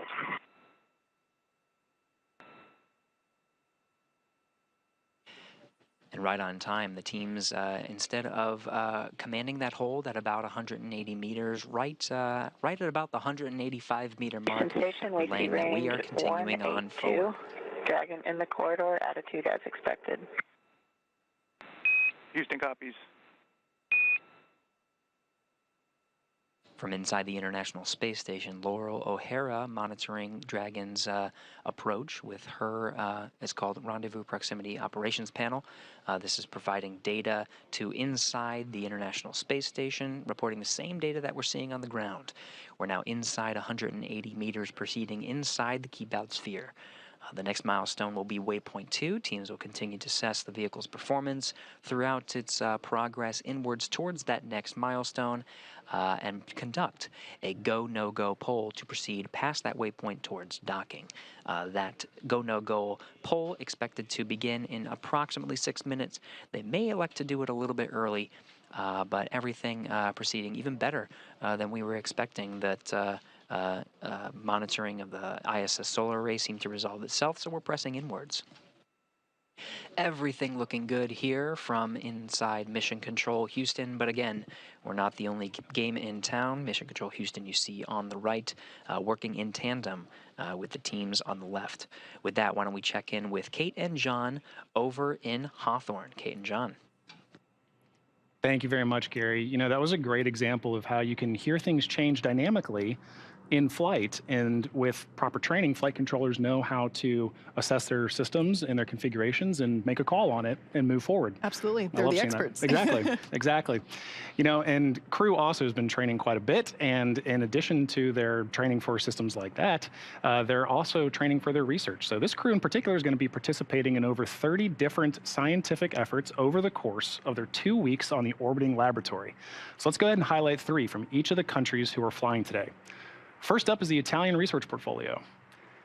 The ISOC system, developed by the Italian Air Force, provides an updated space object catalog and state-of-the-art algorithms for space events. Houston on the big loop, can you confirm you are ready for docking? Station, we are ready for docking. With that, at waypoint 2, Dragon will briefly pause to align for docking, then automatically resume approach.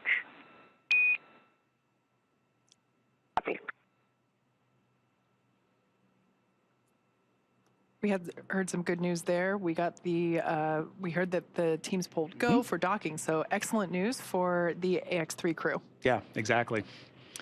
All right, and with that, the ISOC command and control software utilize the Italian Air Force SSA, or Space Situational Awareness Center, as a European hub for assessing re-entry and fragmentation of space objects. The ISOC services for ISS project is a proof of concept experiment aimed at demonstrating how, in future space missions such as cislunar or Martian, astronauts could be able to obtain near real-time conjunction analysis with limited support from Earth ground segments or even autonomously. Dragon SpaceX on the big loop, soft capture ring extension is complete. SpaceX freedom, we copy. Good news there. That soft capture mechanism is what will make initial contact with the space station when Dragon is, close enough to touch the station.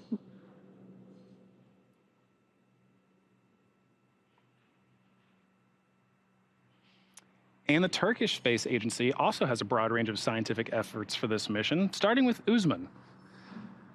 Algae have many properties that make them ideal organisms to support humans during long-duration spaceflight missions. Not only could they serve as a nutritional source, included in astronaut menus, algae could also remove carbon dioxide and produce oxygen for spacecraft environmental control systems, help regulate spacecraft temperatures, recycle certain wastes, and even act as a source of fuel.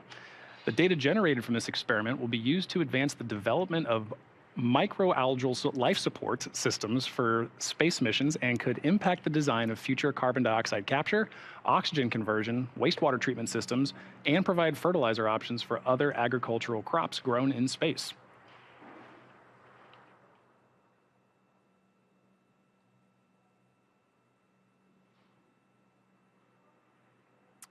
And also highlighting the scientific efforts from ESA and the Swedish Space Agency, let's start with MEMO-BC. This experiment aims to determine the direct and delayed post-flight effects on the neural stem cells, after long-term microgravity exposure, and investigate if the delayed effects are the result of genetic changes emerging during microgravity, or to be secreted components in the medium during flight. Dragon Freedom, SpaceX on the big loop. Please confirm that you are ready for final approach and visors are down. MCCX and Houston have pulled go for docking.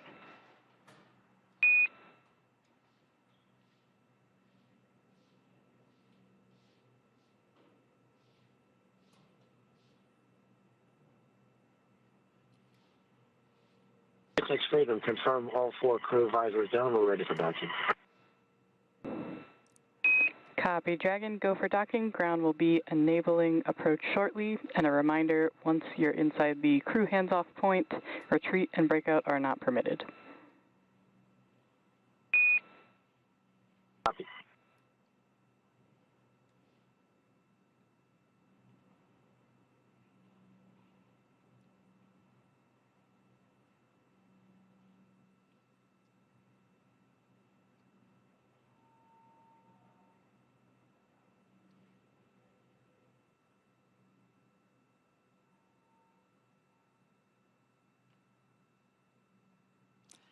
All right, so there on your screen, on the right-hand side of your screen, is our Crew Operations and Resource Engineer, or SpaceX Core. For tonight, that is Celie Grossman. We heard great news being given to the AX3 crew. Their visors are now down, and the teams in Houston are ready for them to begin docking. So things are starting to get very exciting. This is basically what everything has been leading to for the last 36 hours. So we're very excited for the AX3 crew to get closer and closer to what will be their home for up to the next 14 days. With that, let's go back over to Gary Jordan, who is at Johnson Space Center and tracking the final movements of Dragon Freedom. Thank you, Kate. Right on time. We're about 2 minutes away from Waypoint 2's arrival.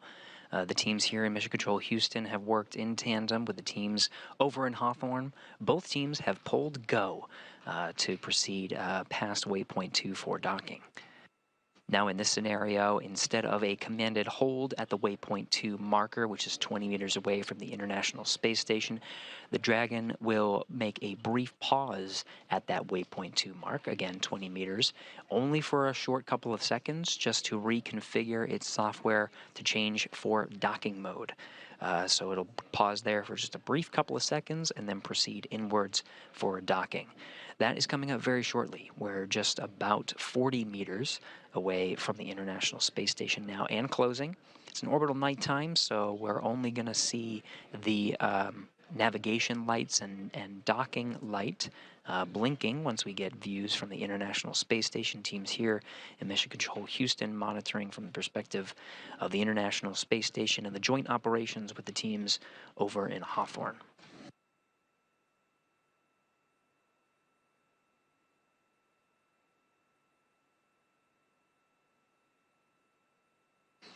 Flight control teams reporting that the rate of approach is as expected. Everything's going well.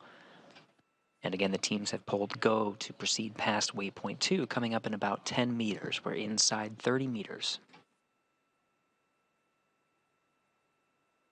Not only are the teams you see here monitoring the approach of Dragon Freedom and the Axiom crew inside to the International Space Station, we also have NASA astronauts Laurel O'Hara and Jasmine Mogbelli inside the International Space Station monitoring the approach as well.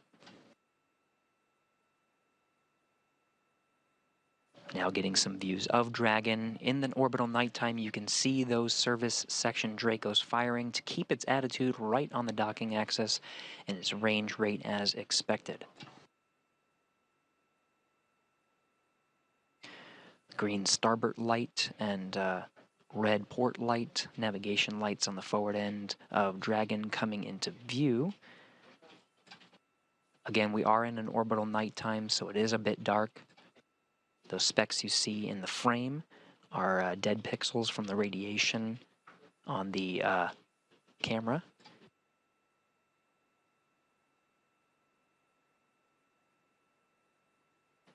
Confirmed waypoint 2 arrival. Dragon is now pausing and reconfiguring for its approach to the docking port.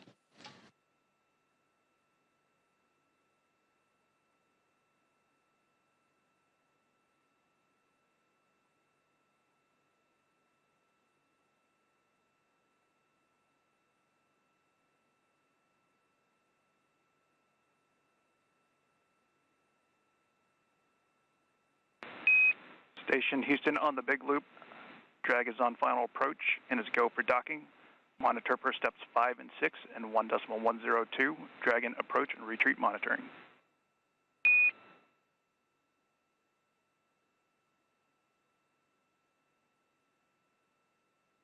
Station copies. We see vehicle mode approach to docking, port, range decreasing. We copy.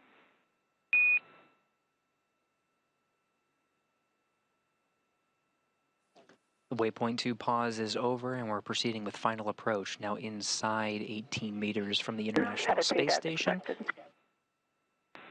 Copy. Laurel O'Hara, NASA astronaut in the International Space Station, monitoring the approach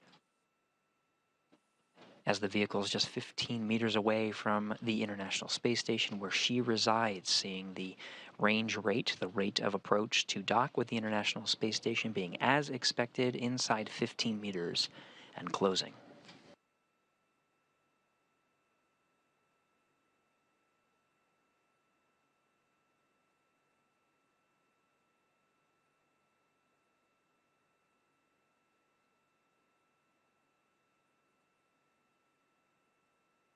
A little inside 13 meters, the range rate continues to decrease. That's as expected. Flight controllers are estimating just inside 3 minutes from contact with the International Space Station.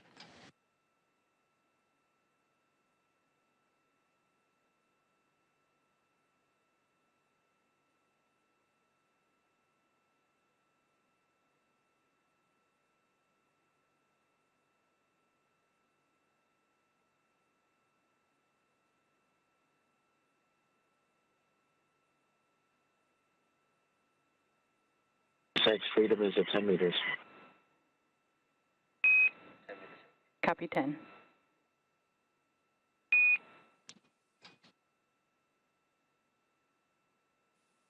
Dragon Commander Michael López-Alegría confirming inside at 10 meters.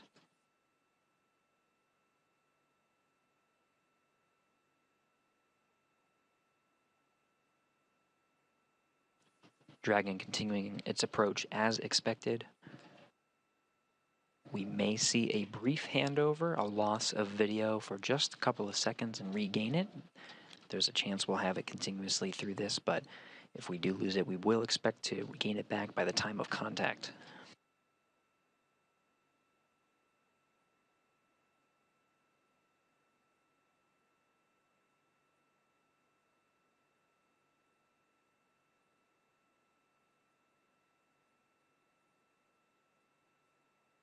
Meters. Copy 5 meters. Inside 5 meters at the 2 meter mark, we may hear the call out chop, crew hands off procedure. At that point, the crew cannot command an abort. Everything looking good, though. Inside 4 meters.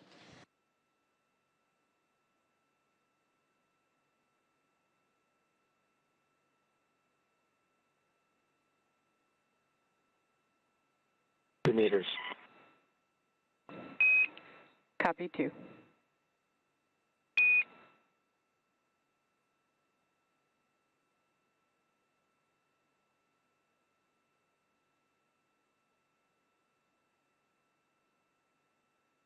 Loss of signal as expected.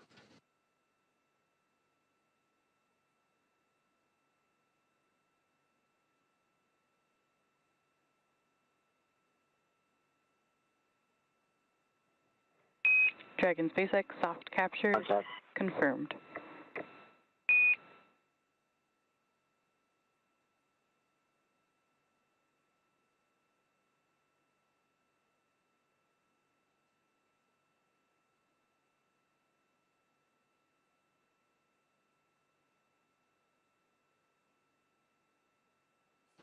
You heard that call out from the Crew Operations Resource Engineer in Hawthorne, California, 4:42 a.m. Central Time.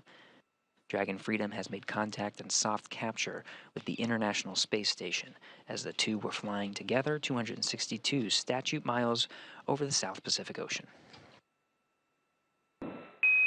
Ring retraction in progress.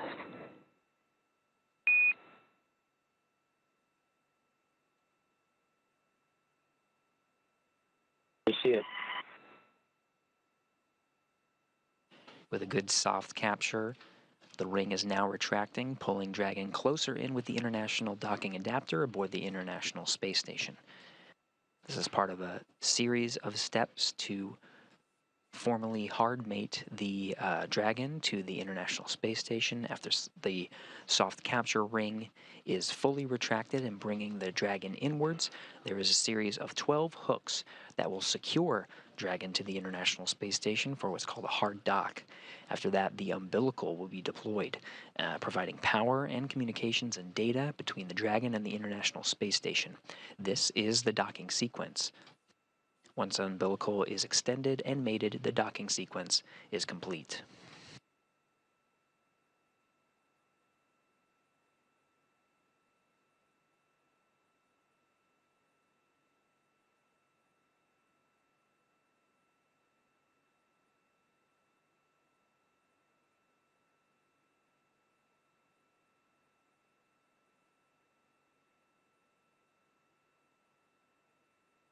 Again, that soft capture time where Dragon made contact and a soft capture with the International Space Station, 4:42 a.m. Central Time. Station and Dragon were 262 statute miles over the South Pacific Ocean.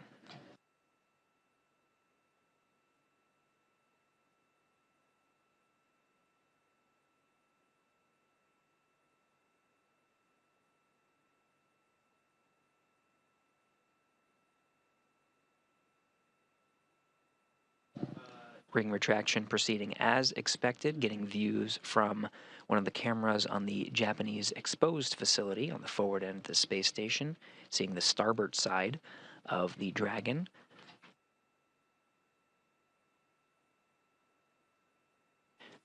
As we continue to monitor the progress of this ring retraction, now getting some sun illuminating the nadir or Earth-facing side, and now the whole thing of Dragon Freedom. Sun is rising over the South Pacific Ocean as Dragon and International Space Station continue to fly on a southeastern trajectory.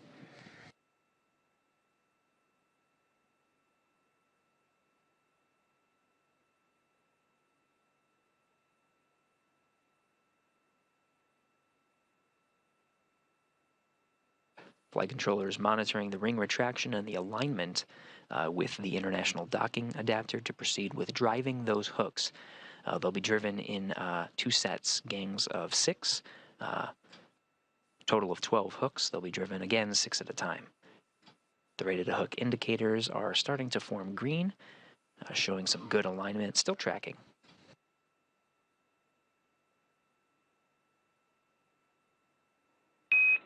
And Dragon SpaceX on the big loop, ring retraction is complete. Docking sequence is holding for MCS reconfiguration.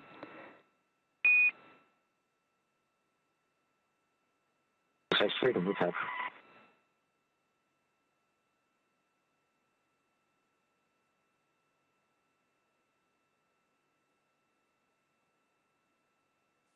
Good milestone. The ring retraction is complete. We're seeing good alignment. This is quite a dance. It's not just the Dragon performing some of these maneuvers to secure Dragon to the International Space Station. International Space Station itself performing a series of attitude control configurations to prepare for the hard docking sequence.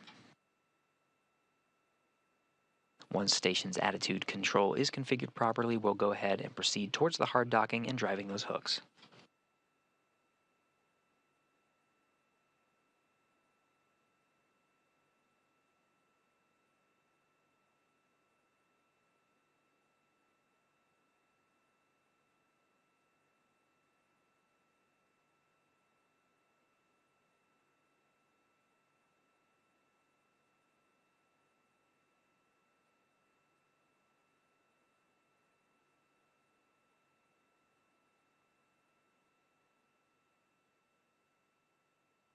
The teams you see here in Houston on the right and Hawthorne, California on the left work together to bring Dragon to the International Space Station. We're still going through the docking sequence to formally mate the Dragon with the International Space Station. Seeing good alignment with that ring retraction and looking forward to proceeding to that hard dock and driving those hooks. Again, 4:42 a.m. Central Time was when we made contact and soft capture with the International Space Station.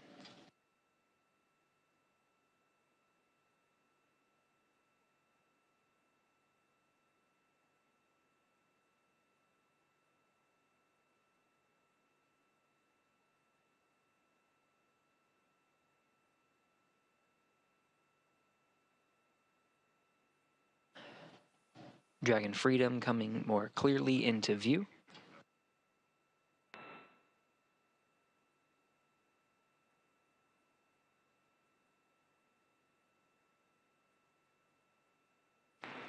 Station Houston on the big loop, MCS configured, proceeding with hook driving. Station copies.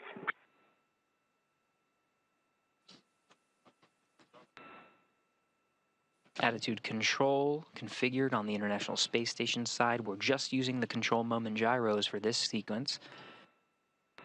With the station in the proper attitude, we can proceed towards driving those hooks. Again, we're going to do them 6 at a time, total of 12 hooks. Once both set of hooks are traveling and have secured, that'll complete the hard docking sequence, and then we'll deploy that umbilical. The first set of 6 hooks are currently driving.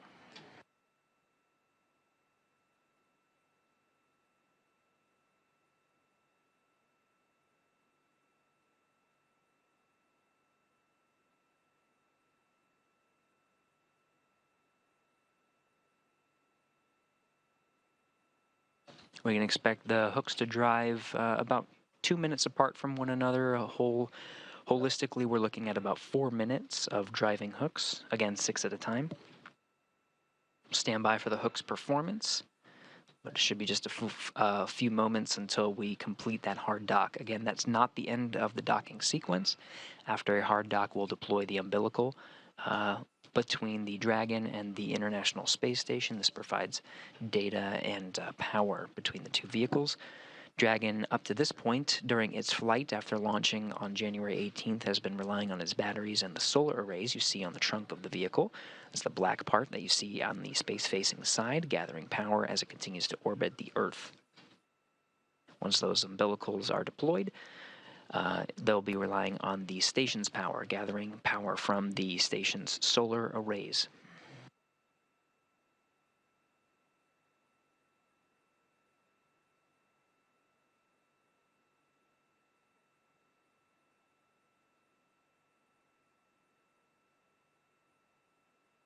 Hooks continuing to drive, seeing a good seal on the International Docking Adapter interface. Again, those first set of hooks are continuing to drive.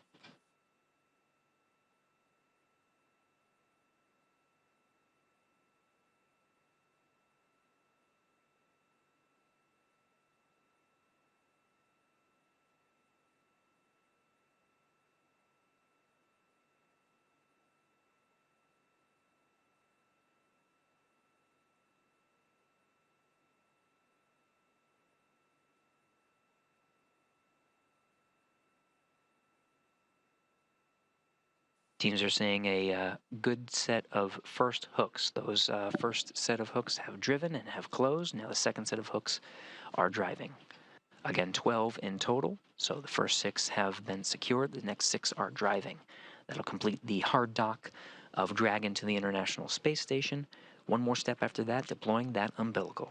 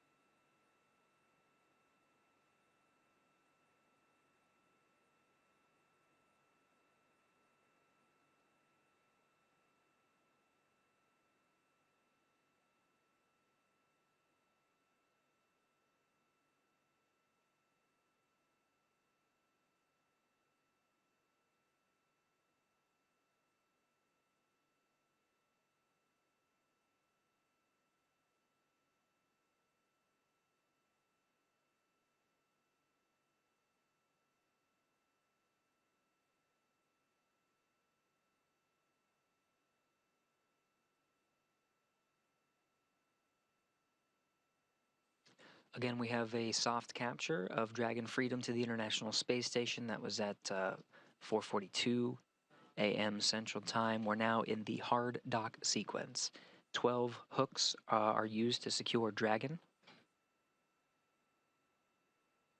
The first set of hooks have driven, and we just heard that second hard capture is complete.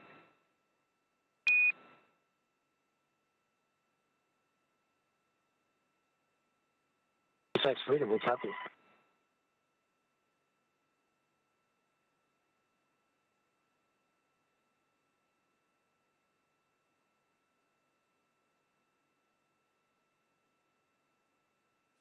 So 12 hooks, all deployed, all securing Dragon for a hard dock to the International Space Station.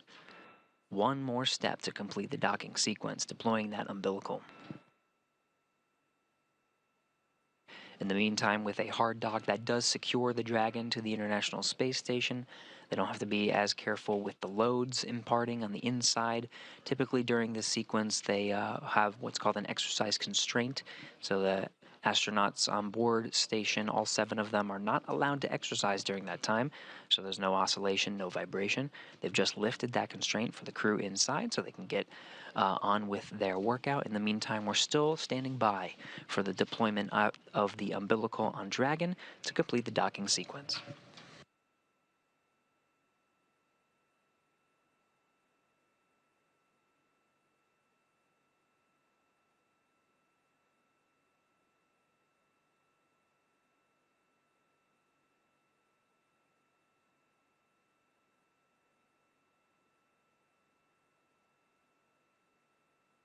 Station on 2, we are stepping out of Dragon approach monitoring.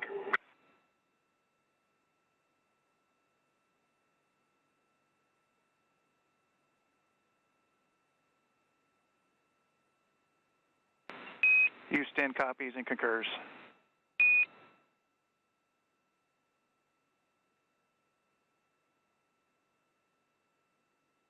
Welcome to Space Station Axiom 3. Looking forward to seeing you soon.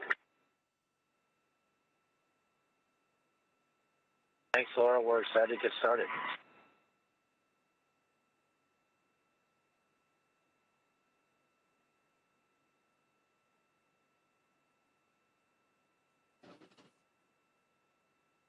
With all hooks driven, Laurel O'Hara and Jasmine Mogbelli inside the space station are relieved of their monitoring duties, welcoming the crew to the space station. The soft capture ring has been stowed, all 12 hooks are driven, and the umbilical is now deploying. We are almost done with the docking sequence.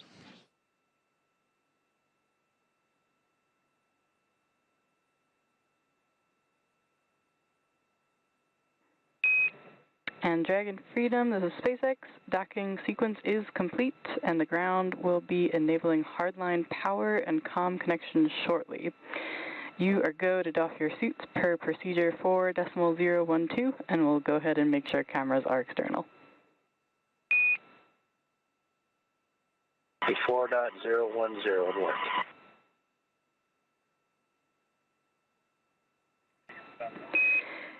And copy Dragon, just to note that's 4.012.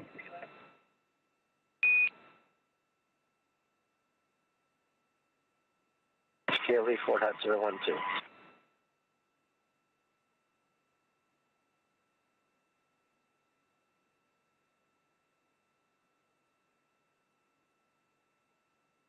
And with that, Dragon Freedom and the Axiom Mission 3 crew inside has formally docked to the International Space Station. The docking sequence is complete. After completing a capture and soft dock at 4:42 a.m. Central Time, all 12 hooks have secured Dragon to the station. The umbilical has been deployed. Laura O'Hara and Jasmine Mogbelli have been released of their duties. The crew inside is able to exercise. Inside the space station is able to exercise, and the crew inside Dragon is able to doff their suits or take off their suits. The dynamic portion of docking and the safeguard needed for those suits is complete.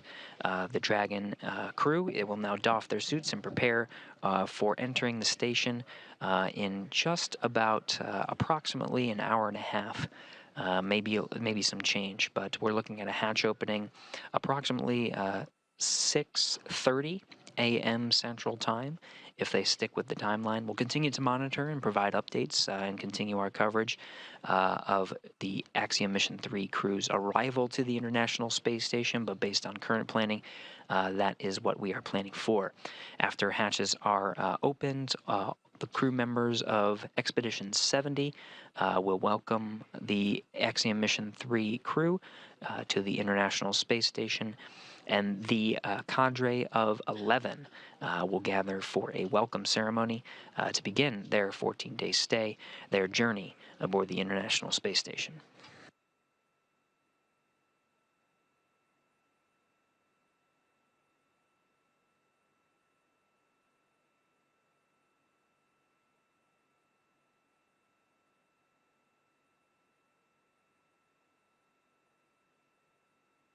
Again, teams in control rooms on the International Space Station Flight Control Room on the right, and SpaceX Flight Control team on the left in Hawthorne, California, working in tandem to bring the Axiom Mission 3 crew to the International Space Station, docking at 4:42 a.m. Central Time.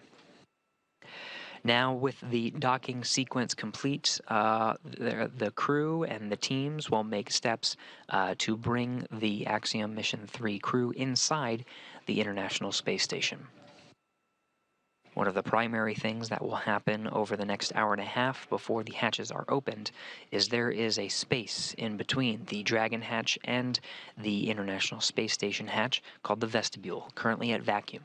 We need to bring that up to equalize the pressure between Dragon and the station, about what we find at sea level, 14.7 pounds per square inch. That process will take some time, introducing air and making sure there are no temperature fluctuations, and we're getting a good read to make sure there are no leaks as we methodically bring the pressure up from vacuum up to 14.7 psi. SpaceX Freedom on the big loop, contact from the cabin mic. And Dragon SpaceX, we've got you loud and clear on the cabin mic. Thank you.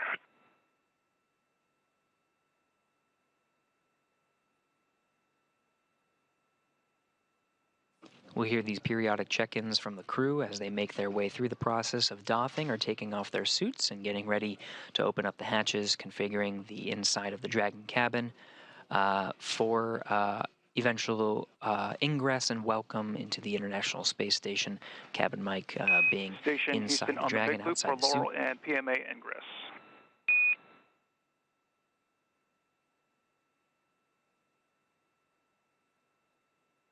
On 2. Okay, Laurel, we give you a go for 2.102, step 1.1, and step 2.2.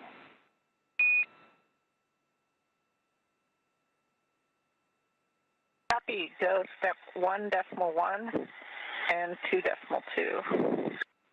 Good copy. Alert.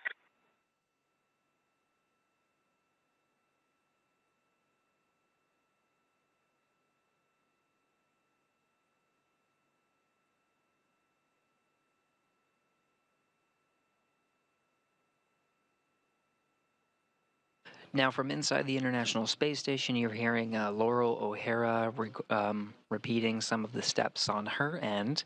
After taking on the job of monitoring the spacecraft's approach and docking to the International Space Station, she now moves on to the methodical steps of opening up the hatch and preparing the International Space Station for the entry of new crew members.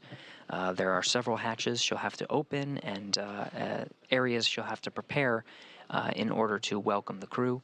There are two hatches that she'll have to work with. First is the Node 2 forward hatch that has been currently closed through the docking operations. That just allows her and the International Space Station crew access to the pressurized mating adapter.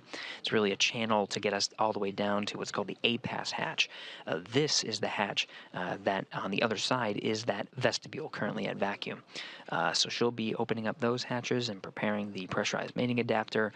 She'll put some covers on some of the hatches just to minimize bumps and hazards along the way so the crew can ingress safely into the International Space Station for hugs and handshakes later.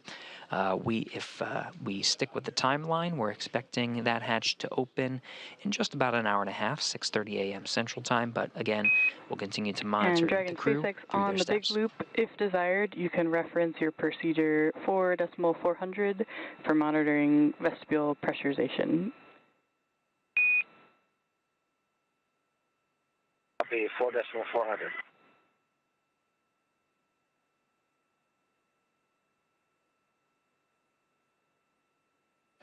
It'll be Laurel O'Hara on the station side performing some of the steps for vestibule pressurization, but the crew operations resource engineer in Hawthorne reading up to the Axiom crew inside Dragon, which you see on your screen. They're able to monitor along as well. That vestibule is that important gap in between the Dragon hatch and the station hatch. Right now at vacuum will take quite a bit to bring up to pressurization. 14.7 psi. It's a slow and methodical process. Station on 2, Node 2 forward hatch is open. Houston copies.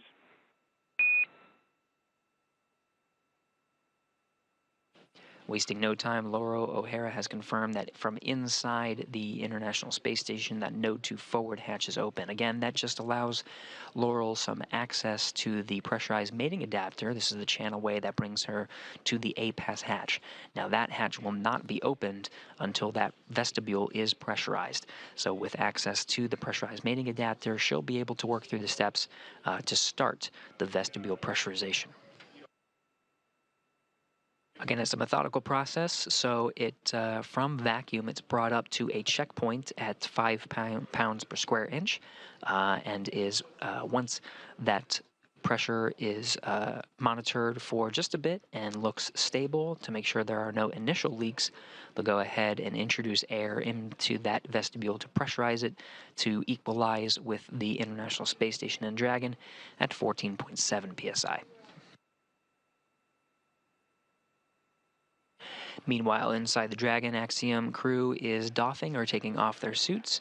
They'll be changing into their garments and setting the Dragon cabin in such a configuration that it is ready for them to ingress the International Space Station.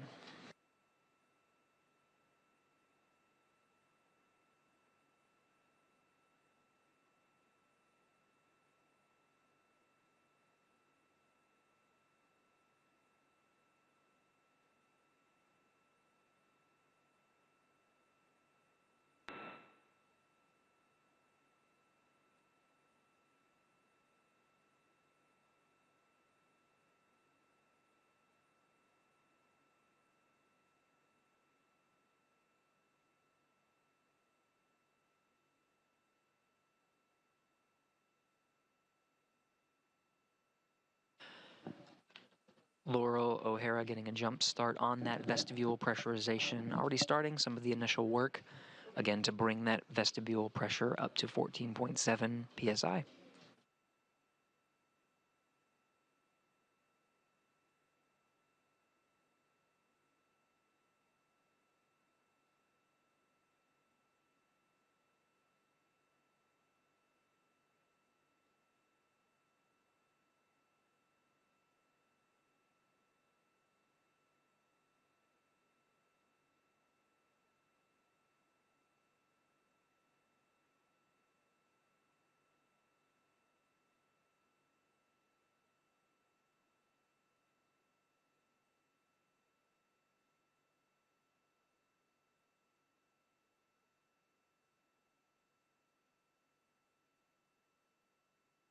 Attention Station 1-2, APAS equalization valve closed at 11:06. Copy, 11:06.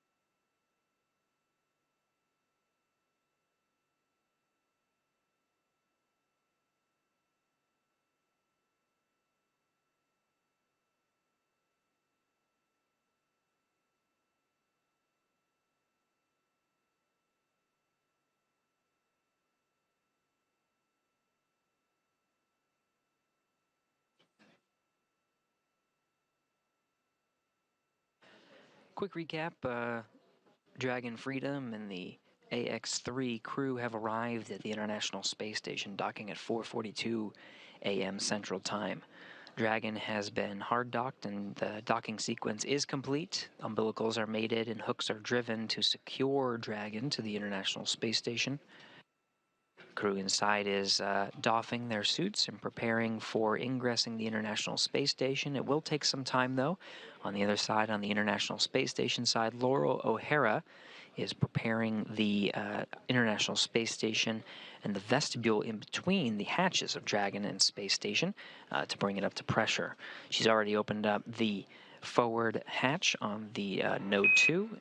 There's Dragon also another hatch. On the big loop, ISS power connection is established and our vestibule leak check is in progress.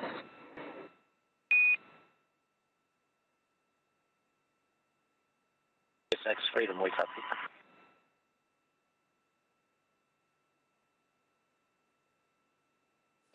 So that confirmation confirms that the link enabled by the umbilical between Dragon and International Space Station is providing good power, good data, looks secure. In addition, Laura O'Hara has again opened up that Node 2 forward hatch and has begun the vestibule pressurization.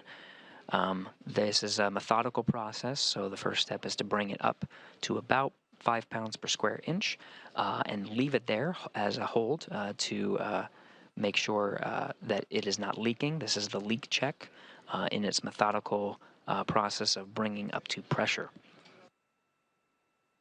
We're shooting for 14.7 pounds per square inch. That's what will equalize the vestibule between the station and Dragon.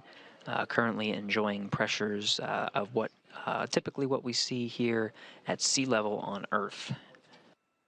Again, that vestibule pressurization leak check is underway.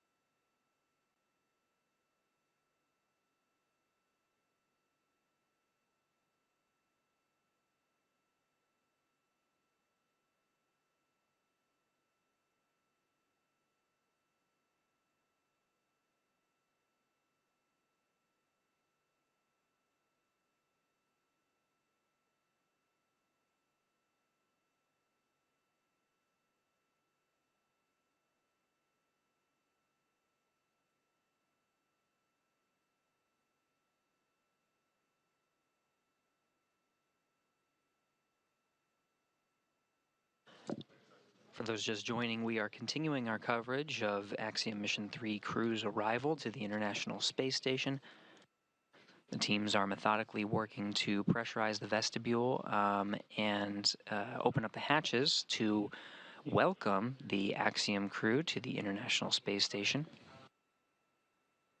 Quick recap, the crew arrived. The Axiom Mission 3 crew arrived at the International Space Station, making contact and soft capture at 4:42 a.m. Central Time. At the time, the Dragon and station were flying together 262 statute miles over the South Pacific Ocean. The soft capture ring retracted, bringing the Dragon in towards the International Docking Adapter, and after a good alignment, drove 12 hooks to secure Dragon tightly to the International Space Station for a hard dock. The umbilical was deployed between the Dragon and the Freedom on the International big loop Space for Station. timeline.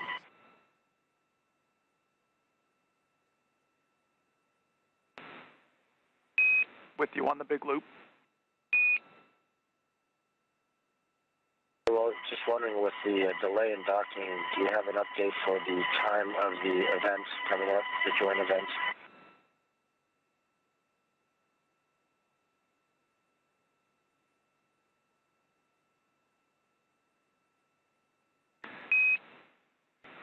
All right, Mike. Can't give you the best estimate right now. What we recommend is getting with the station crew and talking it over, and let us know when you're ready.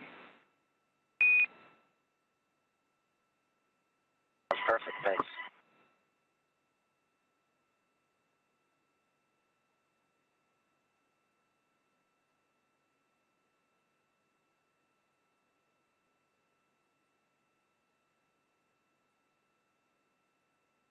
Station, we are waiting for your report that the leak check is complete.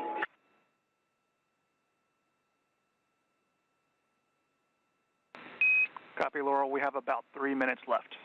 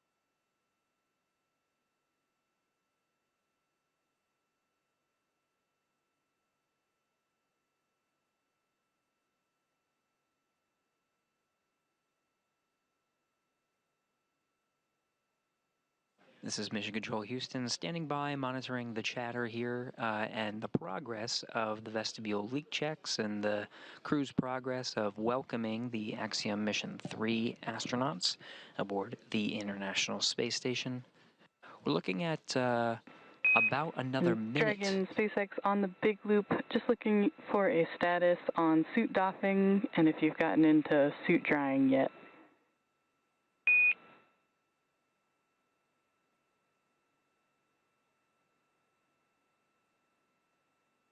Keely, seats 1 and 4 are out of their seats and out of their suits, and both suits are drying. Seat 3 just egressed its seats and will be doffing here shortly. All right, copy that, Mike. Thanks.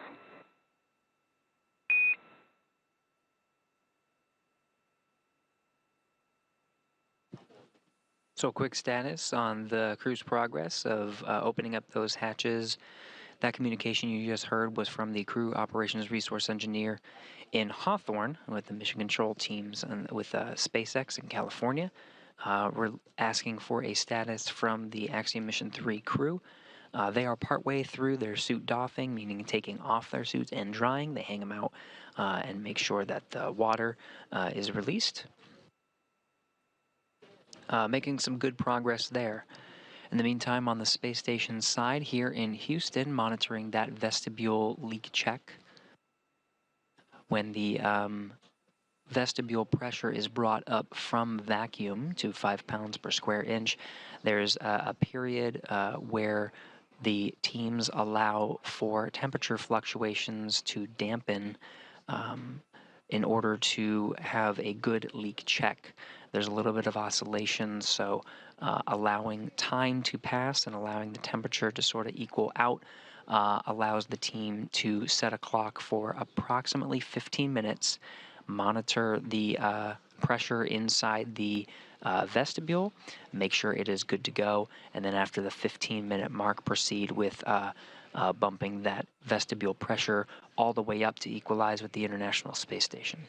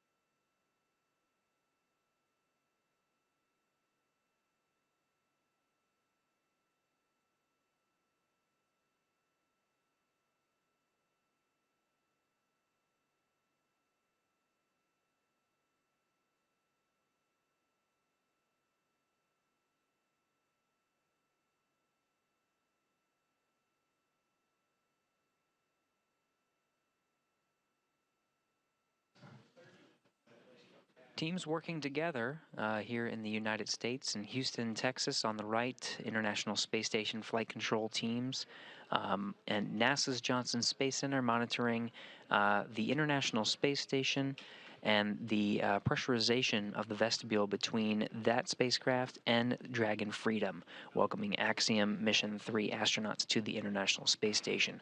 We're working in tandem with teams over in Hawthorne. And leak check.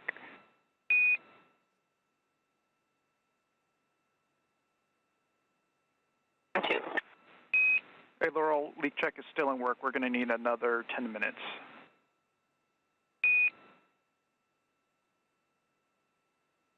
Copy, 10 minutes.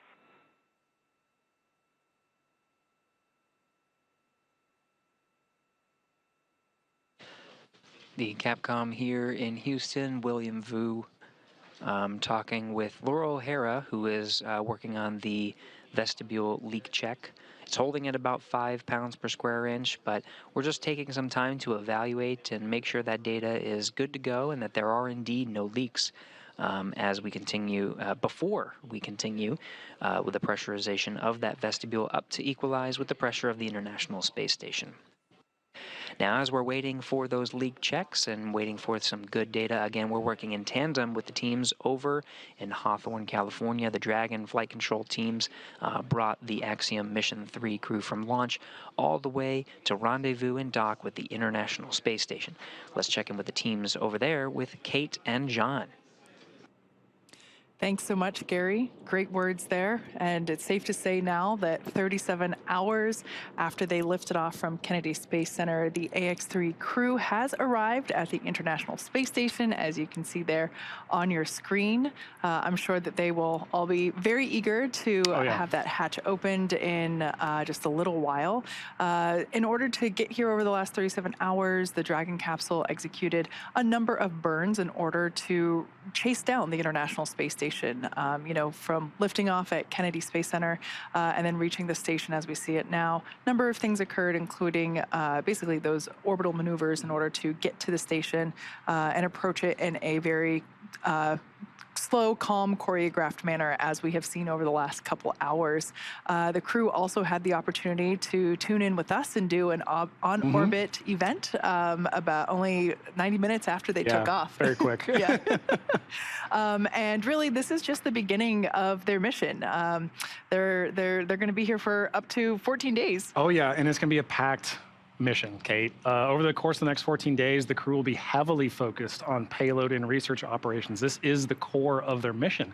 In fact, that's over 230 hours of combined research efforts. So much. It is. And what's really cool about it is, like, we know that payload utilization is such a commodity on station, and this gives an opportunity for research agencies, governments to really get that dedicated time from these crew members. That's really, really important to them. But additionally, you know, crew's also going to be heavily involved in the arts outreach. And I'm so excited for that. I am too. I love that aspect of spaceflight. It's an essential part of human spaceflight and expeditions, and I'm really excited about it. And in addition, a lot of public outreach and engagement, because after all, as we've mentioned, this is Turkey's first flight. So this is going to be a packed mission for the crew. It's going to be an exciting mission for the crew. There's tons of research that's going to be going on over the next two weeks on ISS. And really, this is the goal of ultimately these private astronaut missions, right? Yeah. Commercializing space, you need this kind of energy put into a very short period of time. That is true. Very exciting. You mentioned energy, and they're going to need a lot of it because, you know, they are up at the International Space Station, as you mentioned earlier in the webcast. Freedom, Houston on the big loop. Stand by for hardline audio config.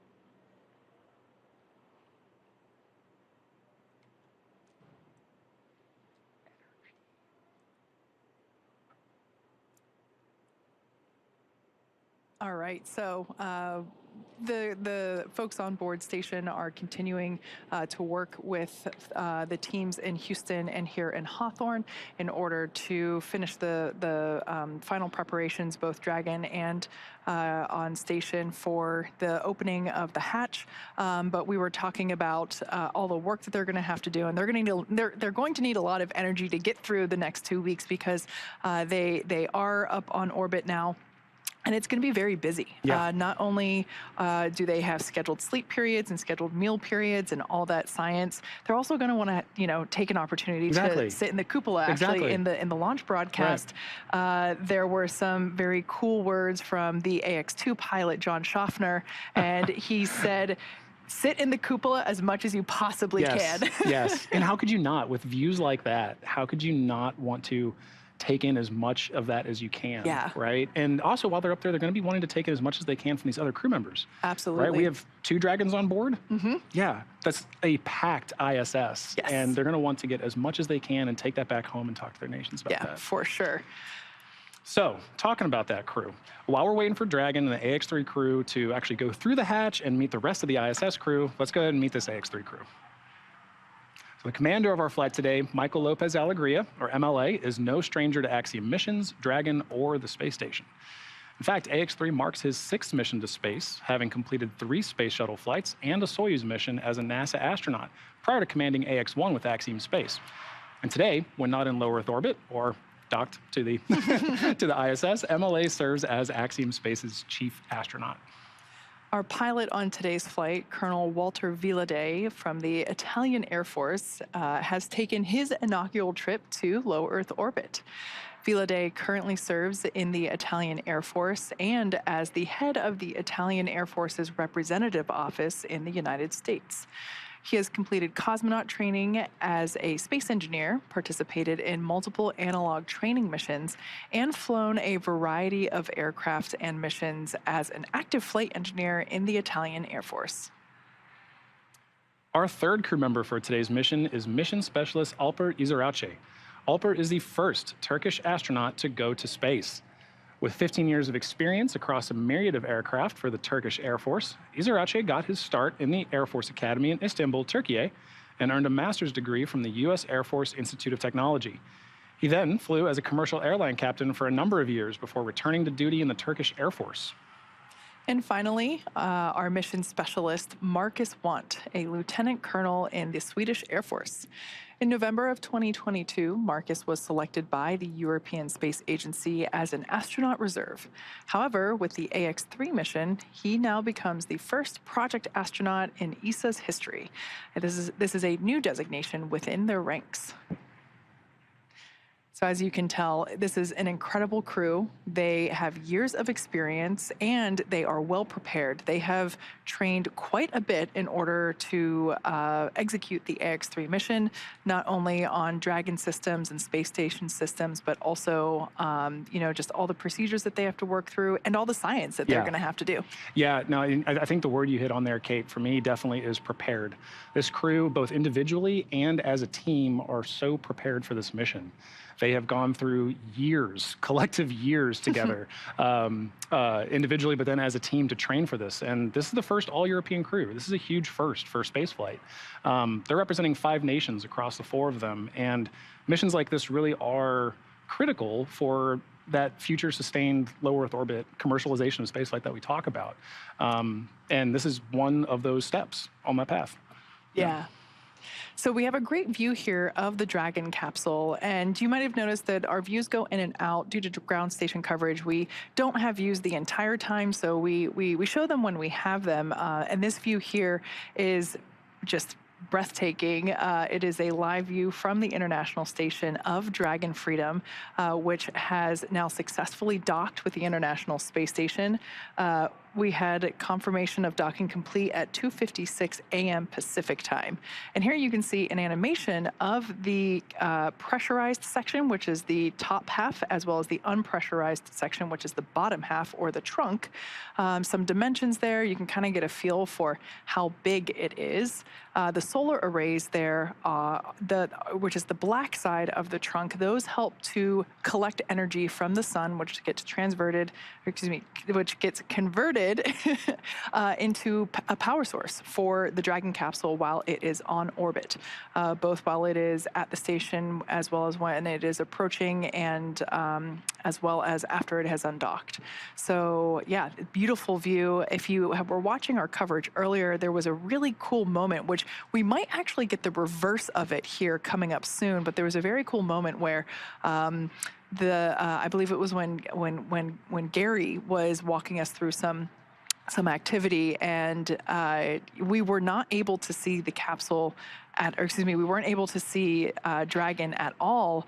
And then all of a sudden there was just a little bit of light, and it did a great job of illustrating just how quickly the space station is orbiting the Earth. It's going 17,500 miles per hour, and you complete an orbit every 90 minutes. And it's hard to fathom what that feels like, but the moment where this Dragon capsule went from being completely dark to just a sliver of light to fully lit like it is here. It was a very cool moment. Like you blink and you miss it. Yeah. But you're right, it was pitch black, and then the sun started rising on it, right? It had that image of it, and then suddenly it was there. Yeah, it was gorgeous. Very cool. Now, we mentioned that the crew has spent, I guess at this point it's almost like 37 and a half hours, but in that time they have completed 25 orbits. So they did have some downtime, fortunately, whenever they were on orbit during this journey, and I'm sure that they were taking lots of pictures. And I've said it before, if I were in the spacecraft, I would probably just have my face plastered to the window. Somebody would have to fight me for that seat, for access. Yeah. And yeah, so they've completed 90 orbits, and I'm sure during that time they've taken in as many views as they possibly can. Oh, exactly. And they're going to take in so many more, right? The next step that this crew is looking forward to is opening that hatch. Yeah. That is such a pivotal moment for any crew, right? To get into the space station and get into the ISS and go meet their crew members that they're going to be spending their time with. It is what the International Space Station represents. It's what it's for. And they had so much to do on this 37 and a half hours, multiple orbits trip up there. But the next step really is crossing that hatch, meeting their coworkers for the next 2 weeks, meeting their friends, their neighbors, and getting to experience all of that in a much bigger atmosphere now. They spent that time in the vehicle. It's about to get a lot bigger, and they're going to get to go into the cupola and see that view that we talked about. They're going to get to experience living and working and all of the nuanced difficulties that come with that in low Earth orbit. And it's going to be a really beautiful moment. And that's really the next step that we're working towards, is getting to open that hatch. And it, as Gary mentioned, it takes time for that to happen. There's a lot of timelined events that work up to once the vehicle is on orbit. Now the crew that's on the ISS has to do a lot of preparation work in order to open that hatch and get that Dragon crew across. Yeah, so absolutely. We're working towards that moment now. And most of the, all the physical work for those preparations are being done by the crew on board station right now. But there is also a lot of work being done by the crews here at SpaceX Mission Control here in Hawthorne, California, as well as ISS Mission Control in Houston. So there's a lot of integrated operations happening here. Actually, great view here, as we have seen a couple of times, of both of those control rooms. SpaceX Mission Control on the left, Houston Mission Control there on the right. And a lot of integrated activities. If you've been following along, you've heard either SpaceX Core, which is the Crew Operations and Resource Engineer, or NASA's Capcom, which is Freedom Houston on the big loop. Hardline audio config is complete. How do you hear?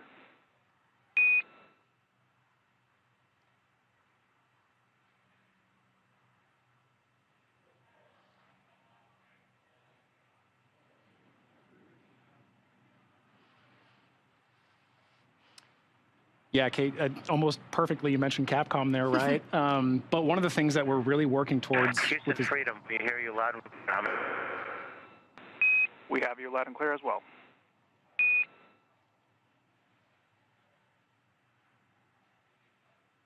So that right there, just literally working through the procedures. Freedom Houston, can you try again on the big loop?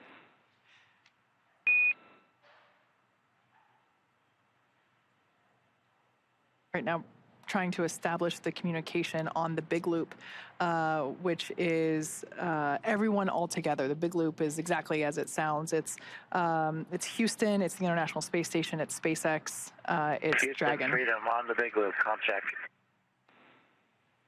Loud and clear.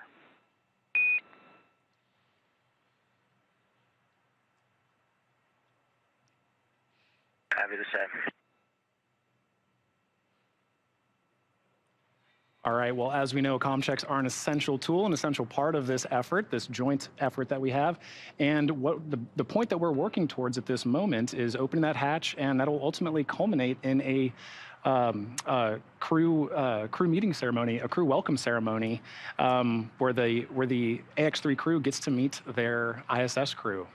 And so with that, we will toss it back over to Gary with Mission Control in Houston. Thank you, John. Thank you, Kate. Yes, we are monitoring the operations here in Mission Control, Houston. Main thing we're looking forward to is that vestibule pressurization, but you just heard that hardline comm checks. That was that umbilical that was mated between the Dragon and the International Space Station, providing power, no longer having to rely on the batteries and the solar arrays you see on the back end of Dragon from this view as the sun sets, and the International Space Station and Dragon orbit over northern China into an orbital darkness. But that hardline communication looking good. The vestibule pressurization is also looking good. Laurel O'Hara working through the steps to go ahead and equalize that pressure between the vestibule. Now there's a couple of steps. First, of course, is equalizing that pressure and making sure that the pressure between the Dragon hatch and station hatch equalizes with that inside both of those vehicles. We're looking for about what we find at sea level, 14.7 psi. Now, just as we did when we were pressurizing the vestibule before, we're going to wait a little bit when we bring it up to pressure just to do what's called a thermal relaxation. When the pressure is brought up, there are these natural swings that occur due to the temperature inside of the vestibule, which has been exposed to vacuum up until the point of contact and capture from the Dragon. So we'll just allow a couple of minutes for that to relax and just be absolutely sure that we have a good pressurization and that we have no leaks indeed. We did again perform that leak check and everything looked good, which is why we are proceeding with these steps. But another caution before that APAS hatch is opened. Now, once that hatch is opened, Laurel O'Hara's job is not done. It's not just opening up the hatch and then opening up the Dragon hatch. The APAS hatch itself is outfitted with what's called a docking target cross. Now, this was the cross that you may have seen when Dragon was approaching the International Space Station. It's just really this target that allows for the guidance and navigation control equipment inside Dragon to lock on very precisely to the APAS hatch and go in for a docking. Now that is a removable part of the APAS hatch and part of the outfitting procedures. So Laurel O'Hara will go ahead and take that cross off and then cover the APAS hatch just as a protective measure. Make sure no one's bumping their heads on the way in, as it can be a tight squeeze to go in between the Dragon and APAS hatches and through the pressurized mating adapter. She'll outfit the hatch, taking off the cross, putting on a cover, and then she'll also route some ducts through the pressurized mating adapter that will blow some fresh cabin air from inside the International Space Station to that vestibule. Interesting thing that happens in microgravity is when air is not actively circulating in the pressurized mating adapter, which often that node 2 forward hatch is closed, sometimes there can be these interesting pockets of carbon dioxide. So this will flow some fresh air, make sure the temperature and make sure that air is well mixed and the temperature is good, and allow a very comfortable, safe, and cushy float into the International Space Station for that Axiom Mission 3 crew. So again, Laurel O'Hara, just to recap, is continuing with the pressurization of that APAS hatch, making sure that everything is good for the Axiom Mission 3 crew. Of course, it is not just Mission Control Houston and Mission Control Hawthorne, California. Right down the road from here in Mission Control Houston is MCCA, Mission Control Axiom, who are going to be monitoring, who have been monitoring the crew throughout this journey and will continue to work in tandem with the International Space Station flight control teams here in Houston through many of the activities they have scheduled for their long stay aboard. Long meaning just about 2 weeks. We can expect them to do some of the things that John was talking about, some science activities, many outreach activities, lots planned for the private astronauts who are going to be spending their days aboard the station and maximize every day and the opportunities they have while on board the orbiting complex.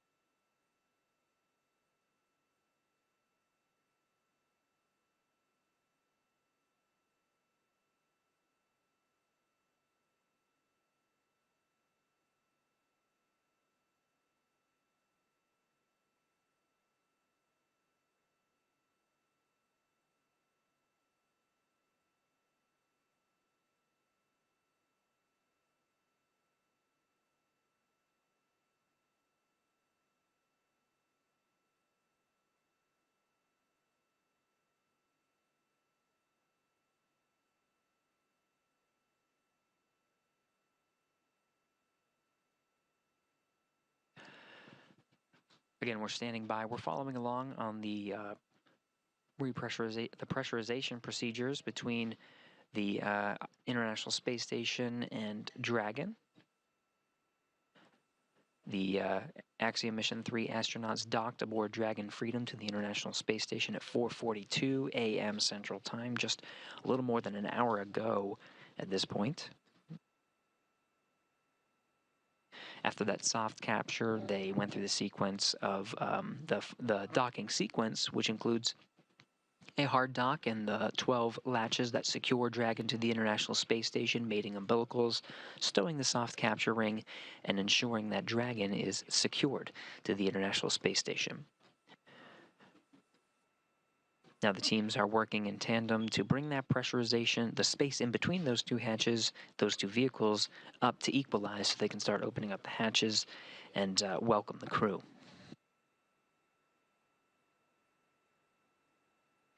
Now, it's been a long day for the crew, so we can expect, based on the timeline that we're seeing, hatches to open in perhaps about 40 minutes, and a welcome event to happen shortly after that.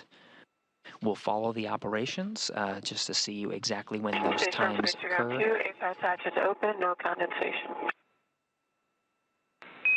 Houston copies.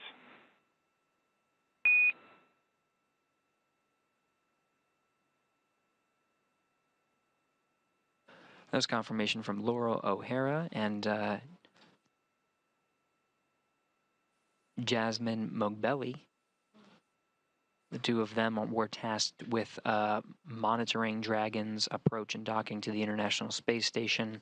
Laurel O'Hara has been mostly at work, but of course Jasmine Mogbelli not far behind. Two of them working to, like I said, pressurize that vestibule, which we just heard has been pressurized and equalized, and that APAS hatch, this is the hatch on the International Space Station side, that is now open.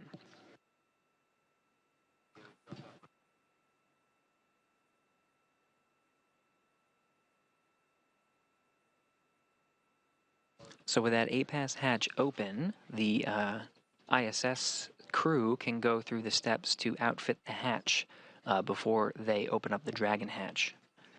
Now, we've been checking in with the Dragon crew, the Axiom Mission 3 crew, periodically. They've been working through the steps to doff their suits and prepare for eventual ingress while the International Space Station crew goes through these procedures. But just to review once again, once the APAS hatch is open, there's a bit more steps to go. There's a couple of steps to outfit the APAS hatch itself, including taking off the docking target cross, which was used as part of the rendezvous approach and docking procedures that allowed targeting from the Dragon spacecraft to accurately dock to the International Space Station. It sticks out a bit, so that'll be removed just as a safety measure, as well as covering the APAS hatch. The APAS hatch is made of metal, so of course the covering the hatch will be another safety measure just to ensure when the Axiom Mission 3 crew ingresses, in case they do bump their head, it won't be as much of an issue. So those safety measures and just making sure that the pressurized mating adapter itself is nice and clear.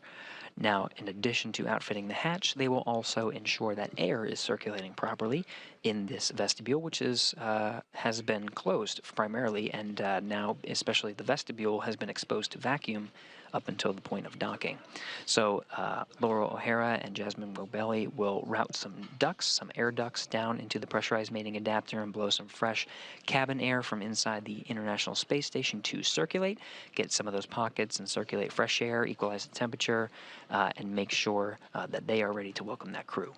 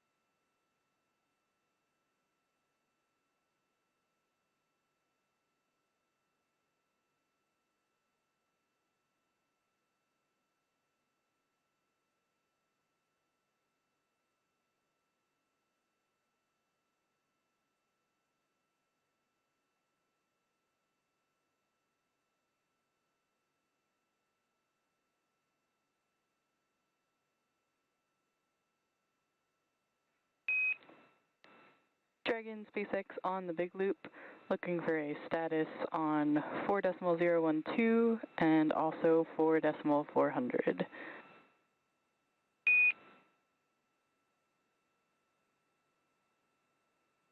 Okay, SpaceX, let's start with 4.400. We're in section 5, flushing the urine hose. We'll have a consumables report here in just a minute. Copy that in section 5, and consumables report coming shortly.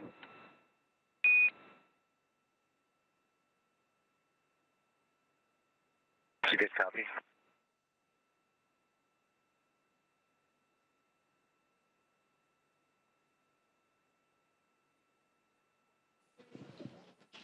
You'll notice as part of these joint operations, crew operations, resource engineer checking in with Haley, the Dragon crew. 4.012 in section 3. Comfort garments for seats 1, 3, and 4 will be trashed. Mine were trashed after launch. And all 4 suits are disinfected and being dried in various stages.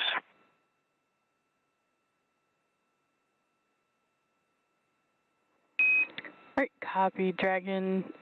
So comfort garments for 1, 3, and 4 will be trashed, and all suits are drying. Copy.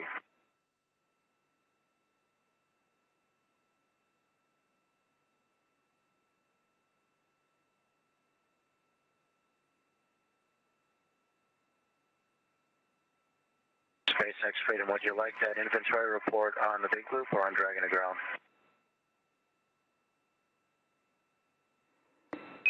And Dragon, you can go ahead and bring that to Dragon to ground.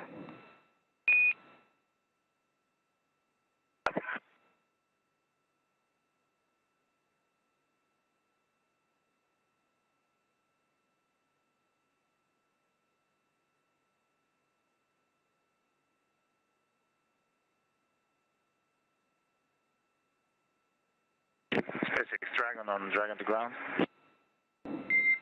And Dragon, I've got you loud and clear.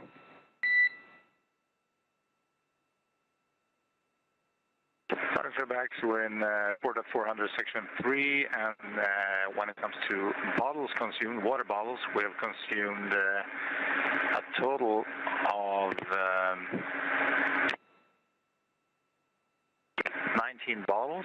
So all bottles in bag 201, all bottles in 202, all bottles in 204, and we have consumed 4 bottles from 203.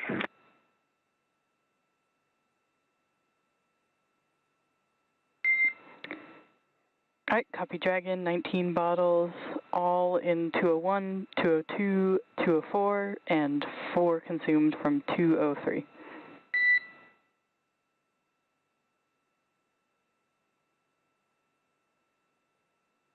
And meals consumed are all meals from 301, all from 302, all from 304, and 2 from 303. Copy Dragon, all meals in 301, 302, 304, and 2 from 303. Thank you.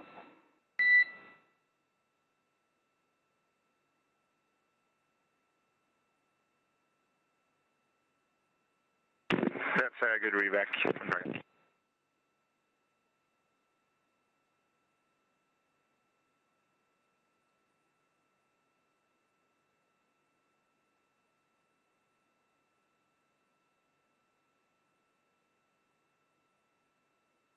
So a quick recap, we're continuing to work through the procedures of preparing the Axiom Mission 3 astronauts' ingress into the International Space Station and welcome by the Expedition 70 crew.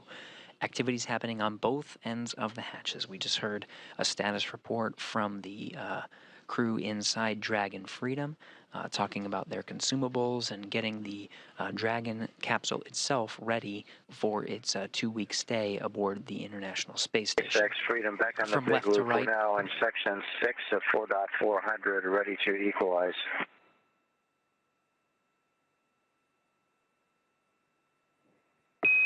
And Dragon, copy, you are in section 6 of 4.400.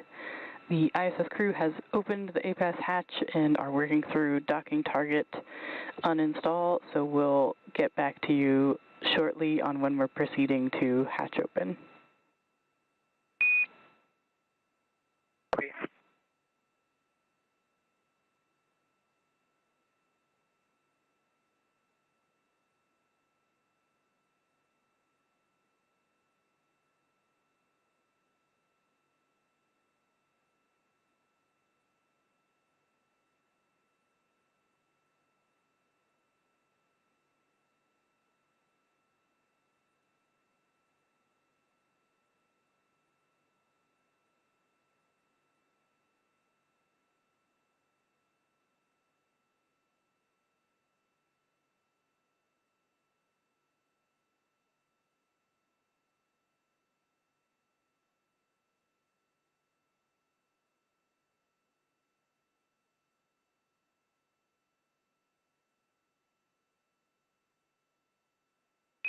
And Dragon SpaceX on the big loop, looking to see if we are good to come back on board with video.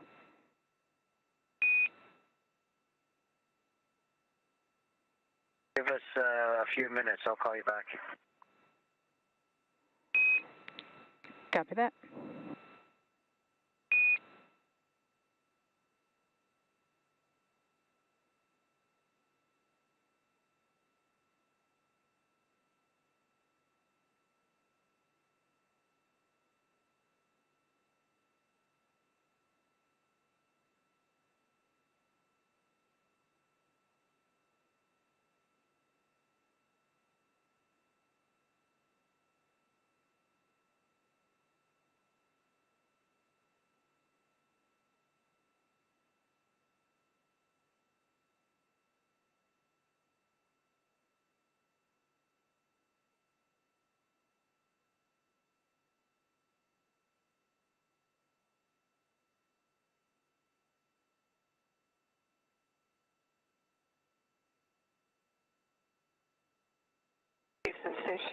Houston Dragon Station on Space Run 2. Station is ready for Dragon hatch equalization. Houston copies, standby.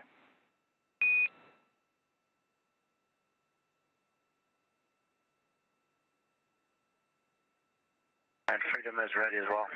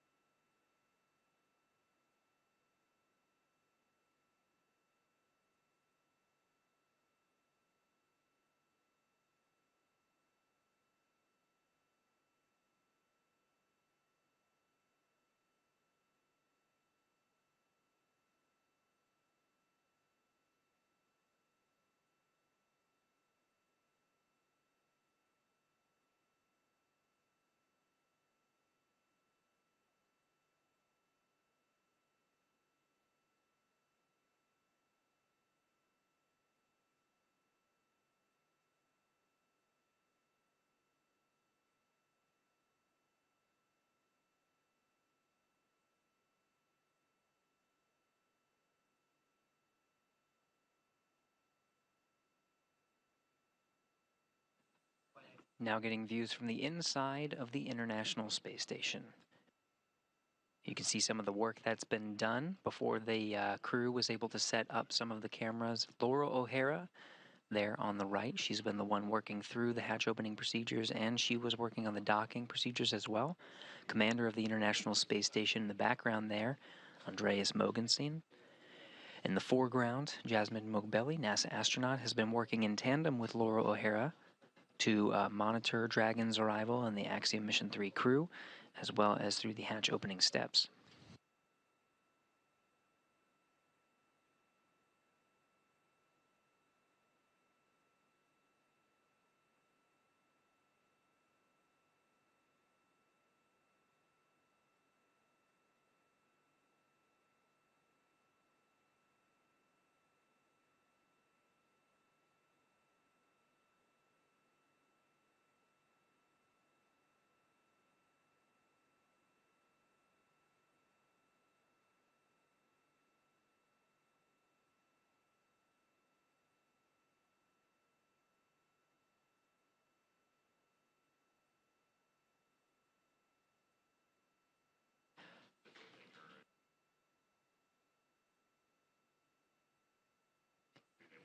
So again, Laura O'Hara and Jasmine Mogbelli have methodically worked to opening up the hatches you see in the background there. So right in the back, that is the pressurized mating adapter. You can see on the forward end, right behind Andreas Mogensen, is the Node 2 forward hatch that is open and stowed at the top portion of your screen. And then deep in the pressurized mating adapter is the APAS hatch, which has been outfitted for the Axiom Mission 3 crew's arrival. Docking target has been removed, covers have been added, and ducts have been brought in to circulate air, and you can see at this point have already been pulled out. So the area within the pressurized mating adapter and vestibule has been equalized with the pressure of the International Space Station. The next step really is opening up the Dragon hatch.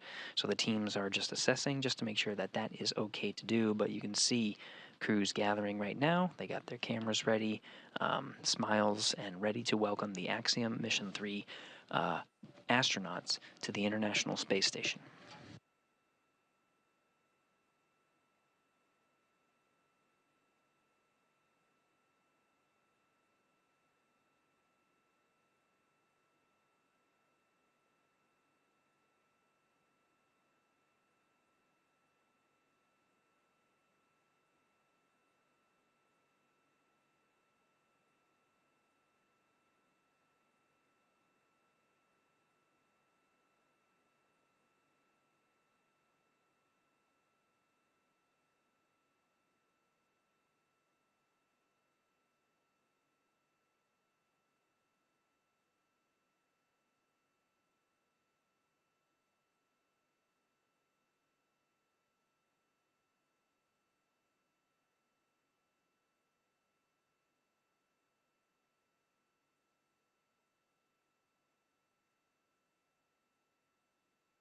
Coming into frame is Satoshi Furukawa. Heading left from this view into the Japanese experiment module.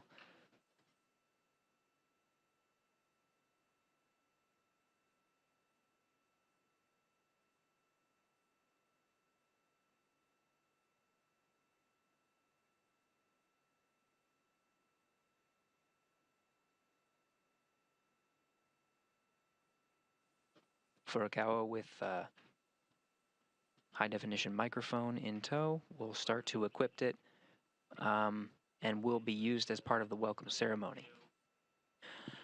We can expect the full Expedition 70 crew to be there to greet the Axiom Mission 3 astronauts. See hugs and handshakes as they ingress. By the time we have all 4 Axiom crew members on board the station population will be up to 11.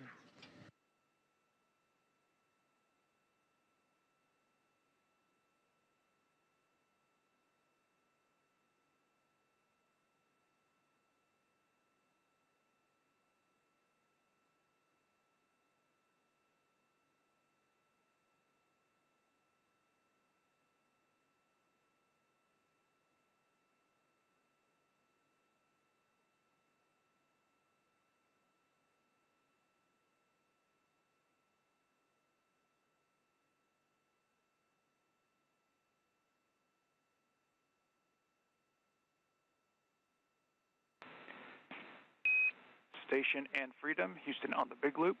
Stand by for equalization, expected to take 3 minutes.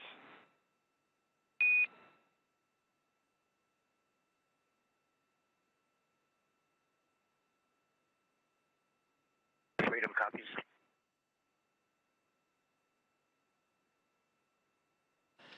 Michael López-Alegría, the commander of Dragon Freedom for the Axiom Mission 3 mission, confirming that he'll start working through the steps to equalize the pressure and to open up the hatch of Dragon Freedom. We should be expecting ingress momentarily. In the meantime, we have more members of Expedition 70 gathering to welcome the crew. On the right there, you see Konstantin Borisov, who flew up with the Crew 7 cadre to the International Space Station.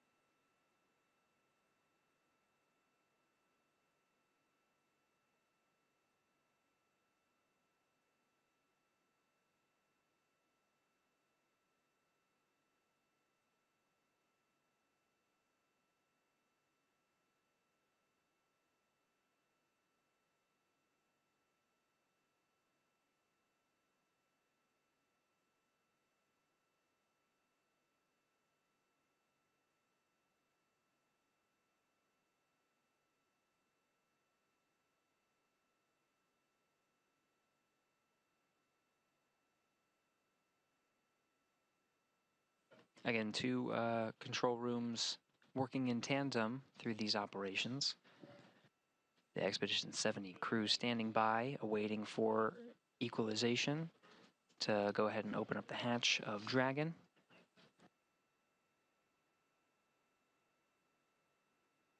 Should be expecting hatch open momentarily to welcome the Axiom Mission 3 astronauts to the International Space Station.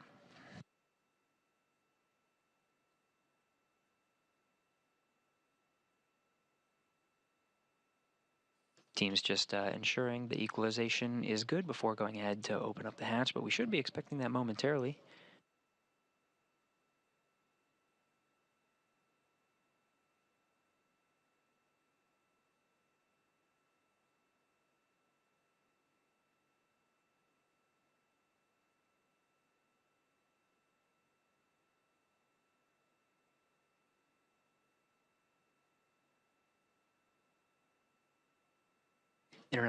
International Space Station Commander Andreas Mogensen heading towards the hatch.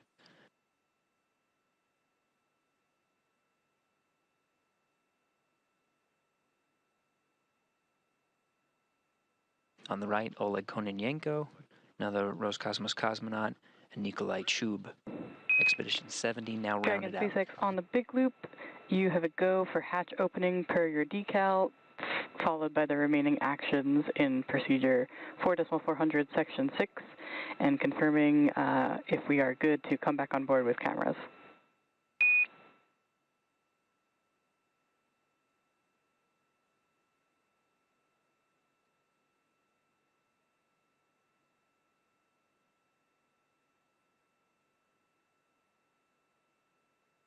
SpaceX Freedom, copy, standby 1.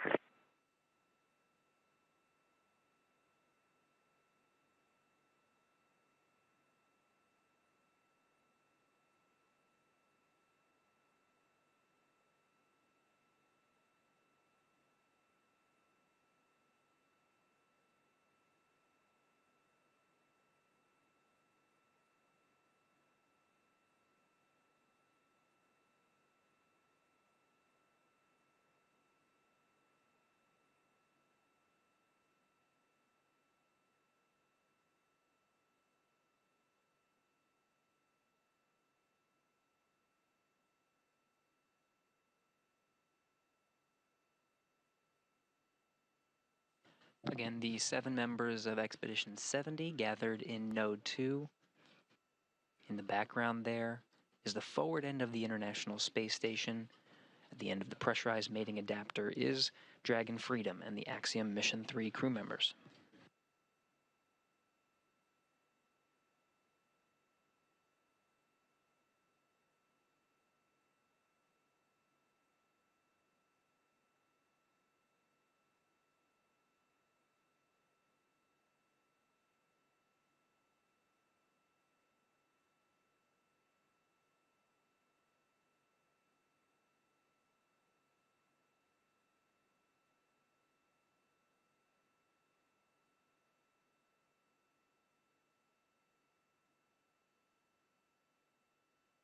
SpaceX Freedom, you may come on board and we're opening the hatch. Copy that, Freedom.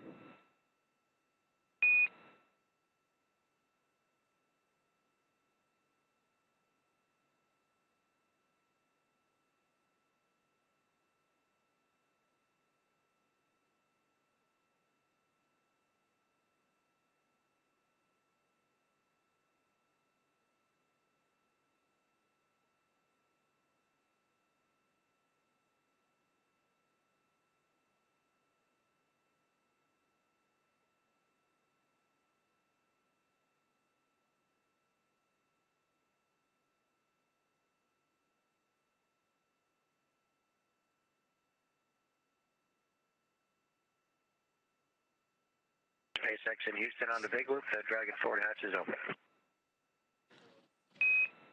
SpaceX copies. 6:13 a.m. Central Time. Dragon hatch is open.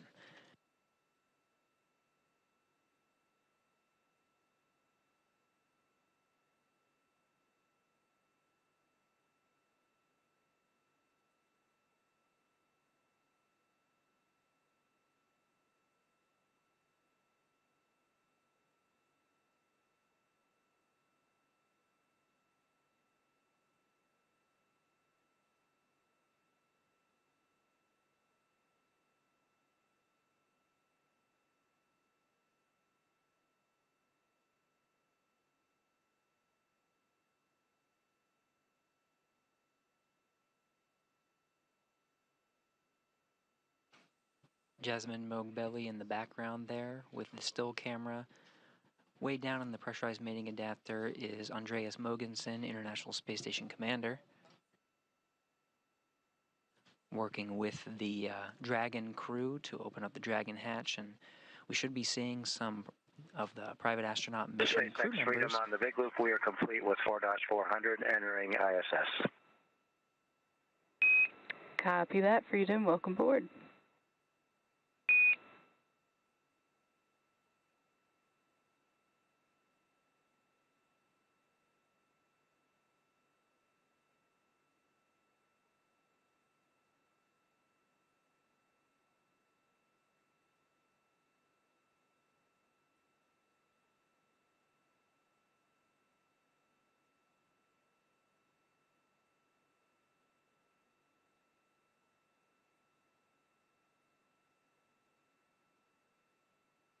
Coming together first through the hatches, Marcus Wandt and Alper Gezeravcı of Sweden and Turkey, respectively, being greeted by the crew of Expedition 70. The two are followed by Walter Villadei, pilot of the Dragon Freedom. Last coming into the International Space Station, Commander Michael López-Alegría.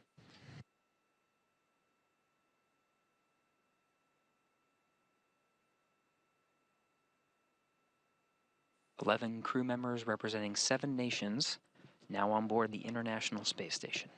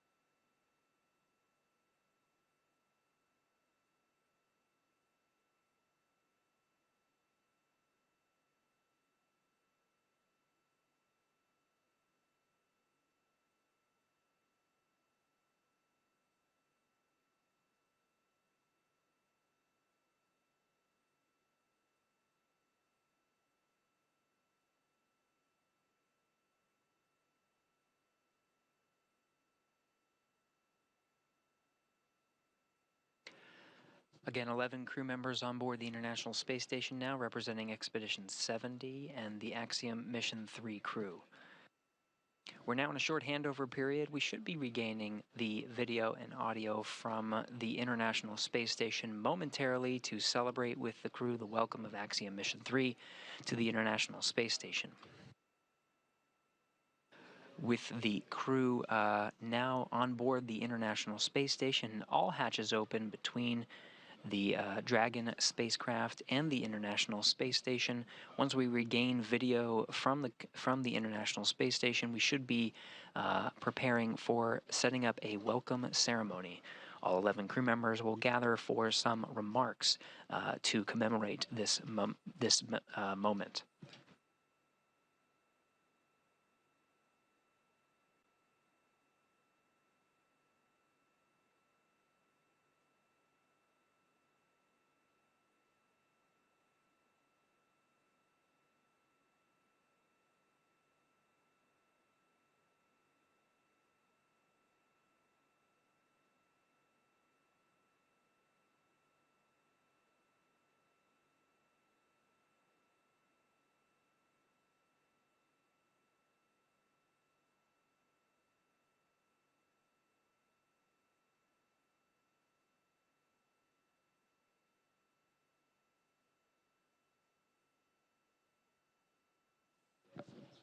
Back on board the International Space Station, again, Expedition 70 gathered with the Axiom Mission 3 crew, all chatting ahead and having some initial remarks amongst each other before we begin that formal welcome ceremony.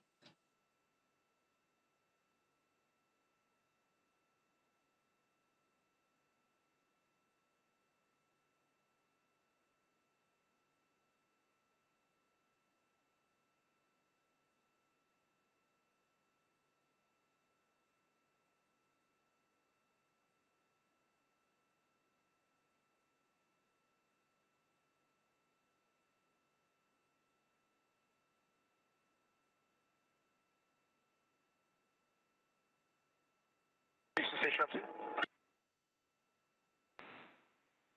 With you on 2. We'll go on time for the event, so at 35. We copy.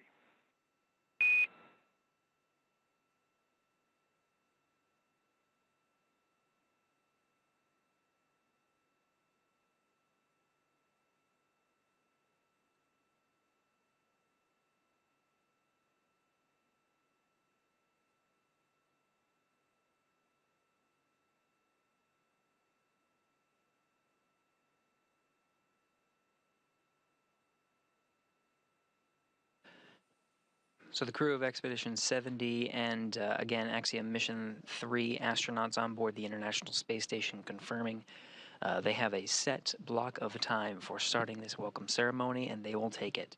Right now, 6:20 a.m. We should be starting that welcome ceremony in 15 minutes.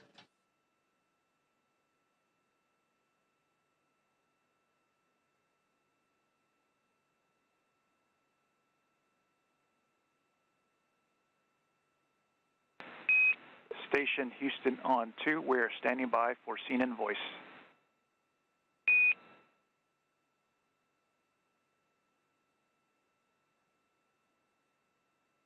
Copy, I just need to get the batteries. Just a second. We copy.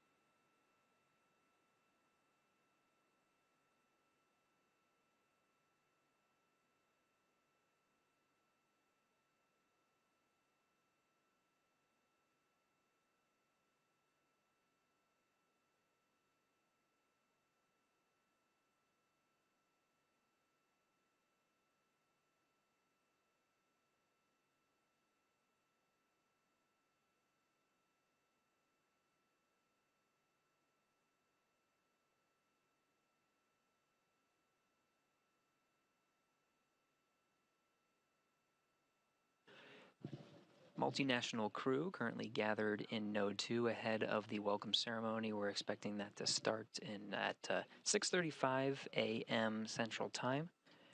Jasmine Mogbelli, a NASA astronaut in the foreground, speaking with Oleg Kononenko, Roscosmos cosmonaut. To his right is Roscosmos cosmonaut Konstantin Borisov, speaking with Walter Villadei of Italy, and the pilot of Dragon Freedom for Axiom Mission 3. Expedition 70 member Nikolai Chub coming into frame behind Mogbelli.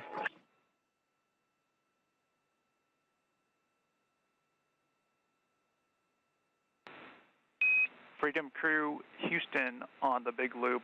Just a friendly reminder, we need for you to complete step 6 and 2.102 prior to the event.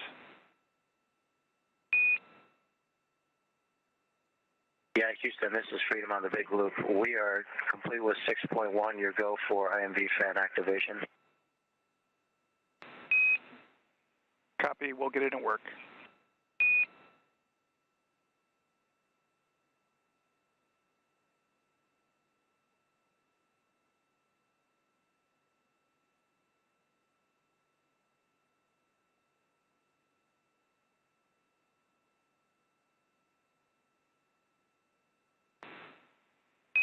Station, we are ready for the voice check.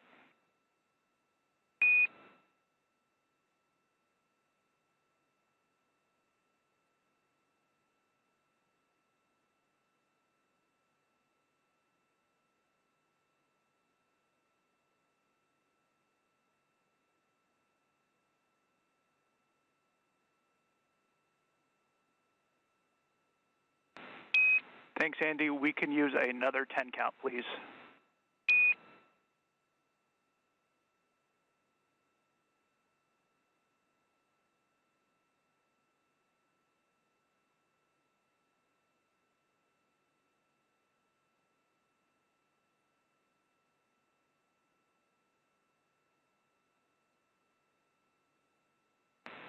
Good, scene and voice check.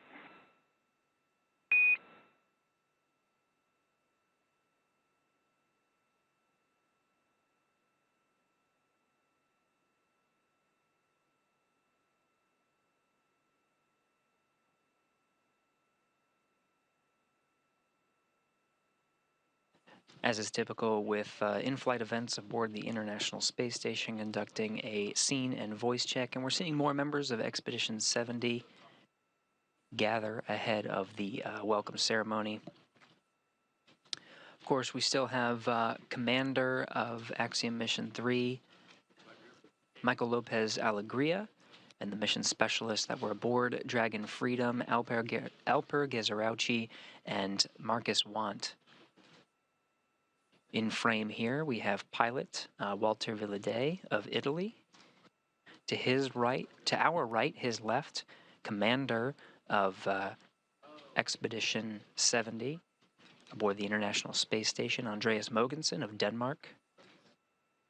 Going right from there is Konstantin Borisov and Oleg Kononenko of Roscosmos. Continuing around the circle, Laurel O'Hara and Jasmine Mogbelli of NASA, and on the left, Nikolai Freedom Chu, Crew, Houston on the big loop. You have a go for 2.102, steps 6.2 and 6.3.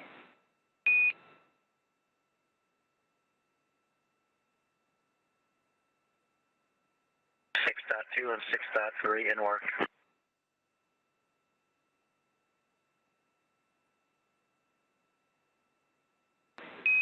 And to clarify, Freedom, you have a go to complete the rest of step 6.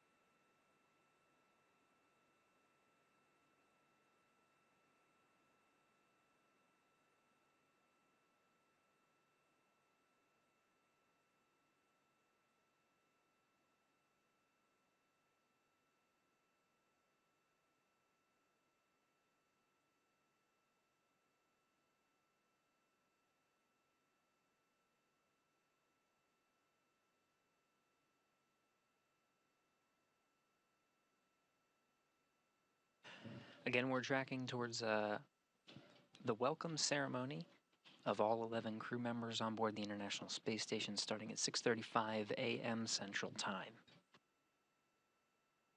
This is really the middle of the day for the Expedition 70 crew members and Axiom Mission 3 crew members. Right after the welcome ceremony, their day is not quite done. All crew members will participate in an initial International Space Station safety briefing, just to ensure they're up to date with the latest information and the freshest information as they proceed about the rest of their day. Some of the crew members will then enjoy a lunch, while the remaining crew members are briefed by the International Space Station Expedition 70 Commander Andreas Mogensen, who will brief the private astronauts who have just been welcomed on board the International Space Station Axiom Mission 3. Astronauts will get a briefing from the commander. Afterwards, the Axiom Mission 3 astronauts will proceed with cargo unloading and some initial experiment and equipment setup before the end of their day.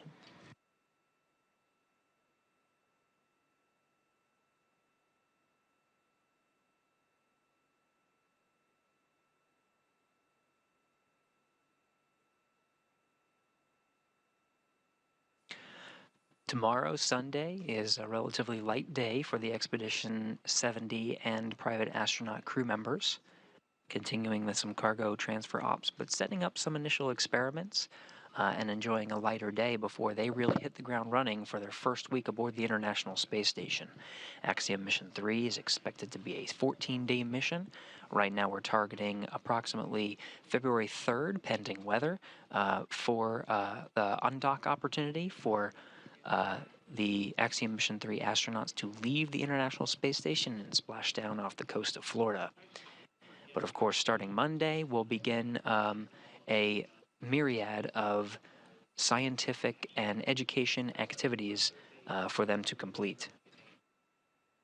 All this work has been timelined in months in advance to coordinate the schedules of 11 crew members on board the International Space Station to ensure there is a seamless transition of using different scientific experiments and facilities, and that 11 crew members can get an incredible amount of science and discovery done in a short amount of time.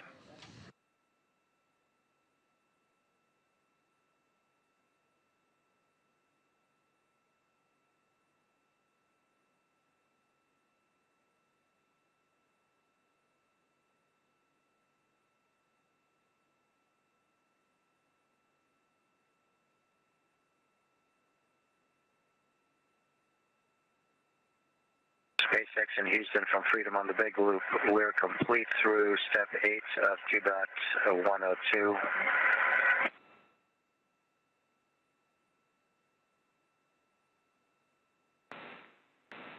Houston copies. And SpaceX copies.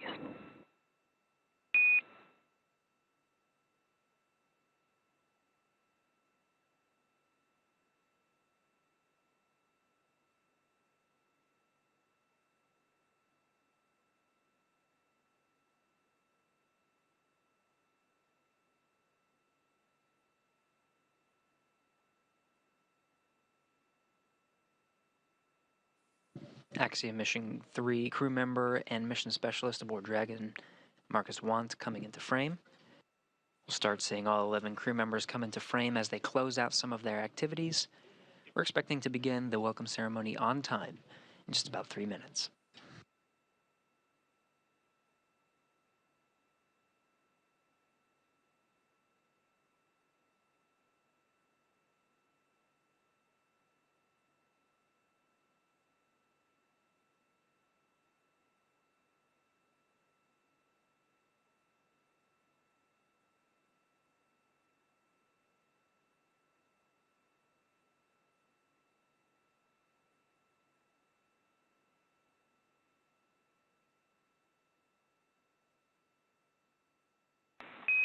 Station Houston on the Big Loop. We are 2 minutes out from the event.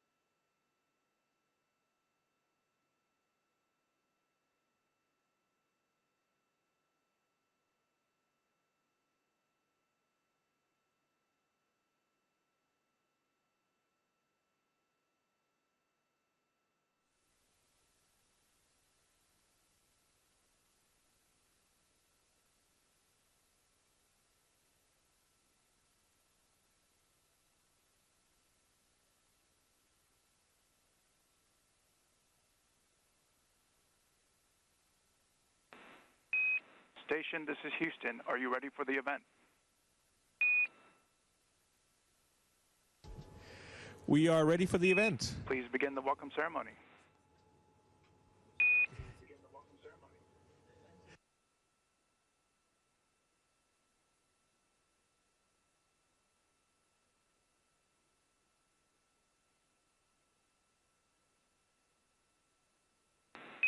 Andy, Houston on 2, can you check the mic, please?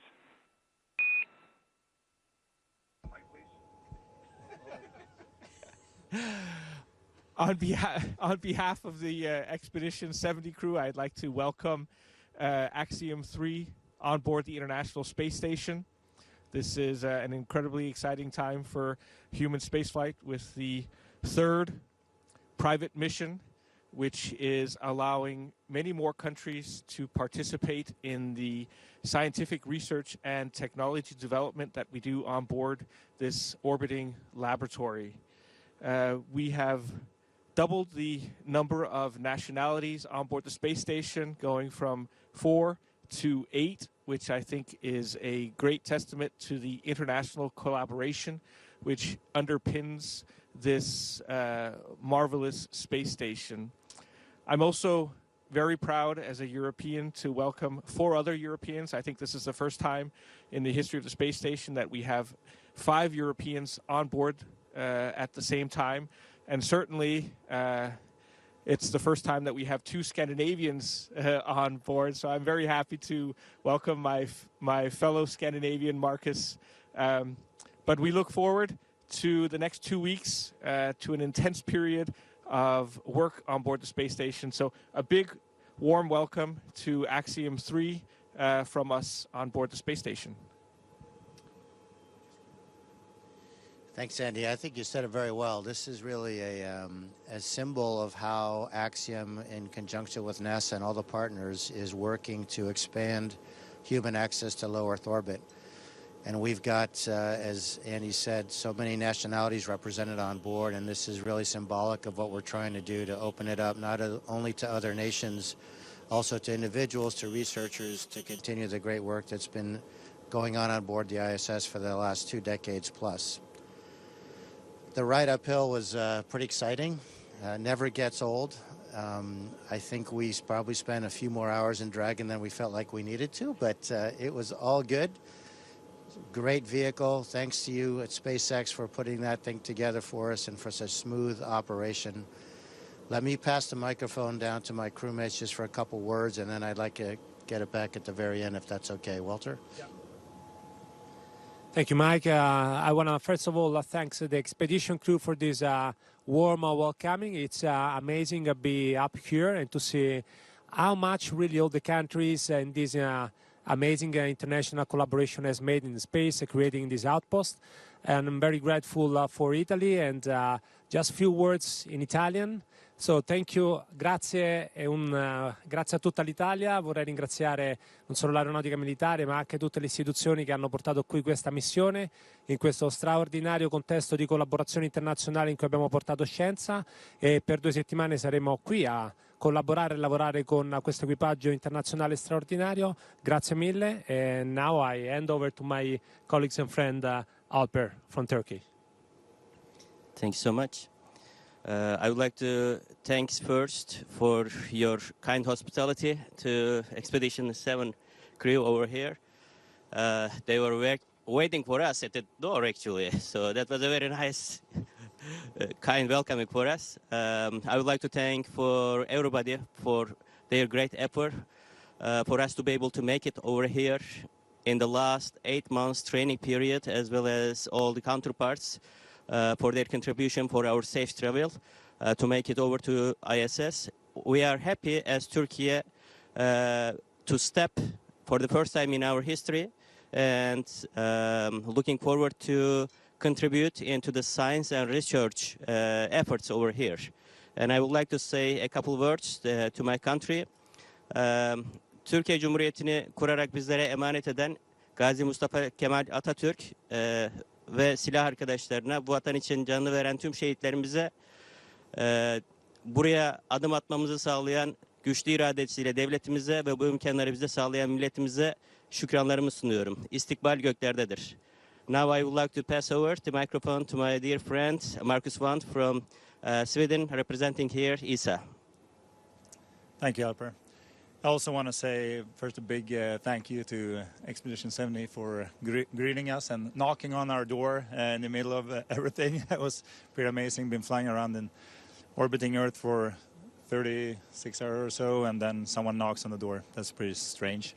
And also, I want to say that having this many nationalities on a mission like this, and it just tells me that collaboration can take you very far.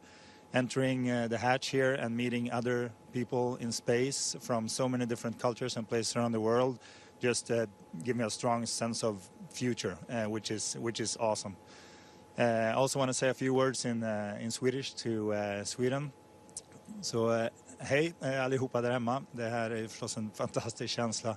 Uppskjutningen var en resa, jag har aldrig varit med om något liknande förut, och sen att få se jorden från ovan och sväva runt och känna att Sverige på ett så kraftfullt och beslutsamt sätt valde att ställa sig långt fram i utvecklingen igen, vilket vi ofta gör, och fortsätter vara ett innovationsland och visa andra att gott samarbete fungerar. För vi har också här pionerat det nya sättet för Europa att ta sig upp och öka frekvensen i rymdutforskningen på ett sätt som vi inte har sett förut.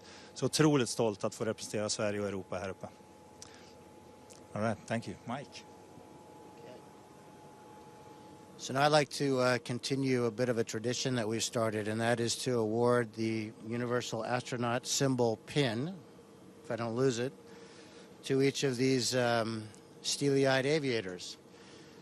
I think it's telling that these will be the 7th, 8th, and 9th people that Axiom has provided pins. In fact, since we started flying in 2022, no agency has pinned more new astronauts. And again, this is symbolic of us trying to open up the access to low Earth orbit to more and more people.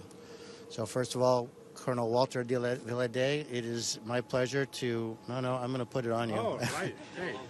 You'll be number 609. Wow. That's a privilege, Mike. Thank you so much. Let me see if I can stabilize myself without messing.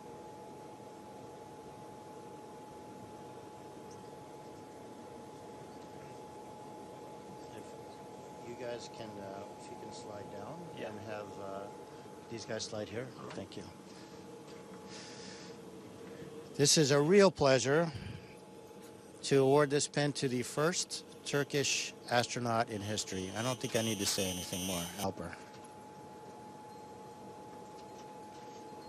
Can you hold the microphone? Yep.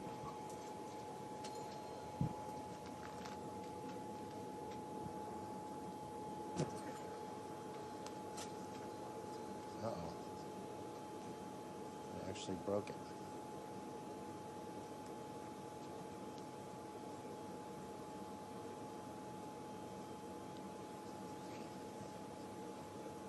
There we go. And finally, Marcus. Thank you, Andy.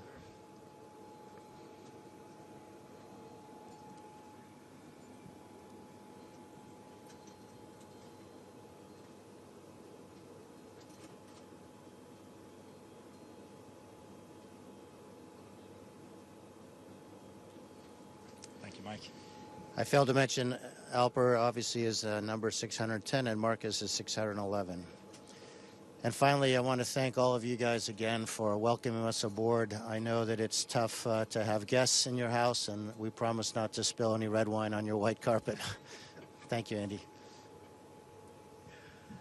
Once again, welcome, and we look forward to working with you for the next 2 weeks. It's going to be an incredible mission, and we're excited to have guests. Thank you to all participants, and welcome aboard Axiom 3 station. We are now resuming operational audio communications.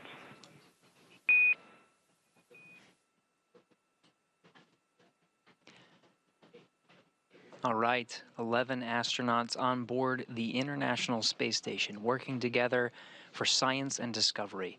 It's going to be a very busy and jam-packed couple of weeks with a full space station, but certainly nothing that can't be handled. This will be the third time we have a private astronaut crew on board the International Space Station, the third time we have 11 astronauts as part of this mix as complement of private and government astronauts, and of course the private astronauts representing their own governments, expanding nations to 7 nations right now on board station, conducting science for the benefit, really, of the world.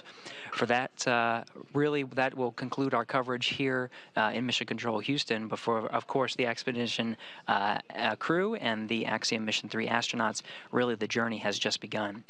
So that'll wrap it up here in Houston. I'll toss it over to Kate for some closing words from Hawthorne. Thanks so much, Gary. It really was so wonderful to see them all together. Some really nice words there from our commander, MLA. But on that note, we're going to wrap up our live joint coverage of AX-3's arrival to the International Space Station. It's been an honor to support the Axiom 3 mission thus far. We wish Marcus, Alper, Walter, and MLA a successful time on station, and we look forward to joining you when it's time to return home.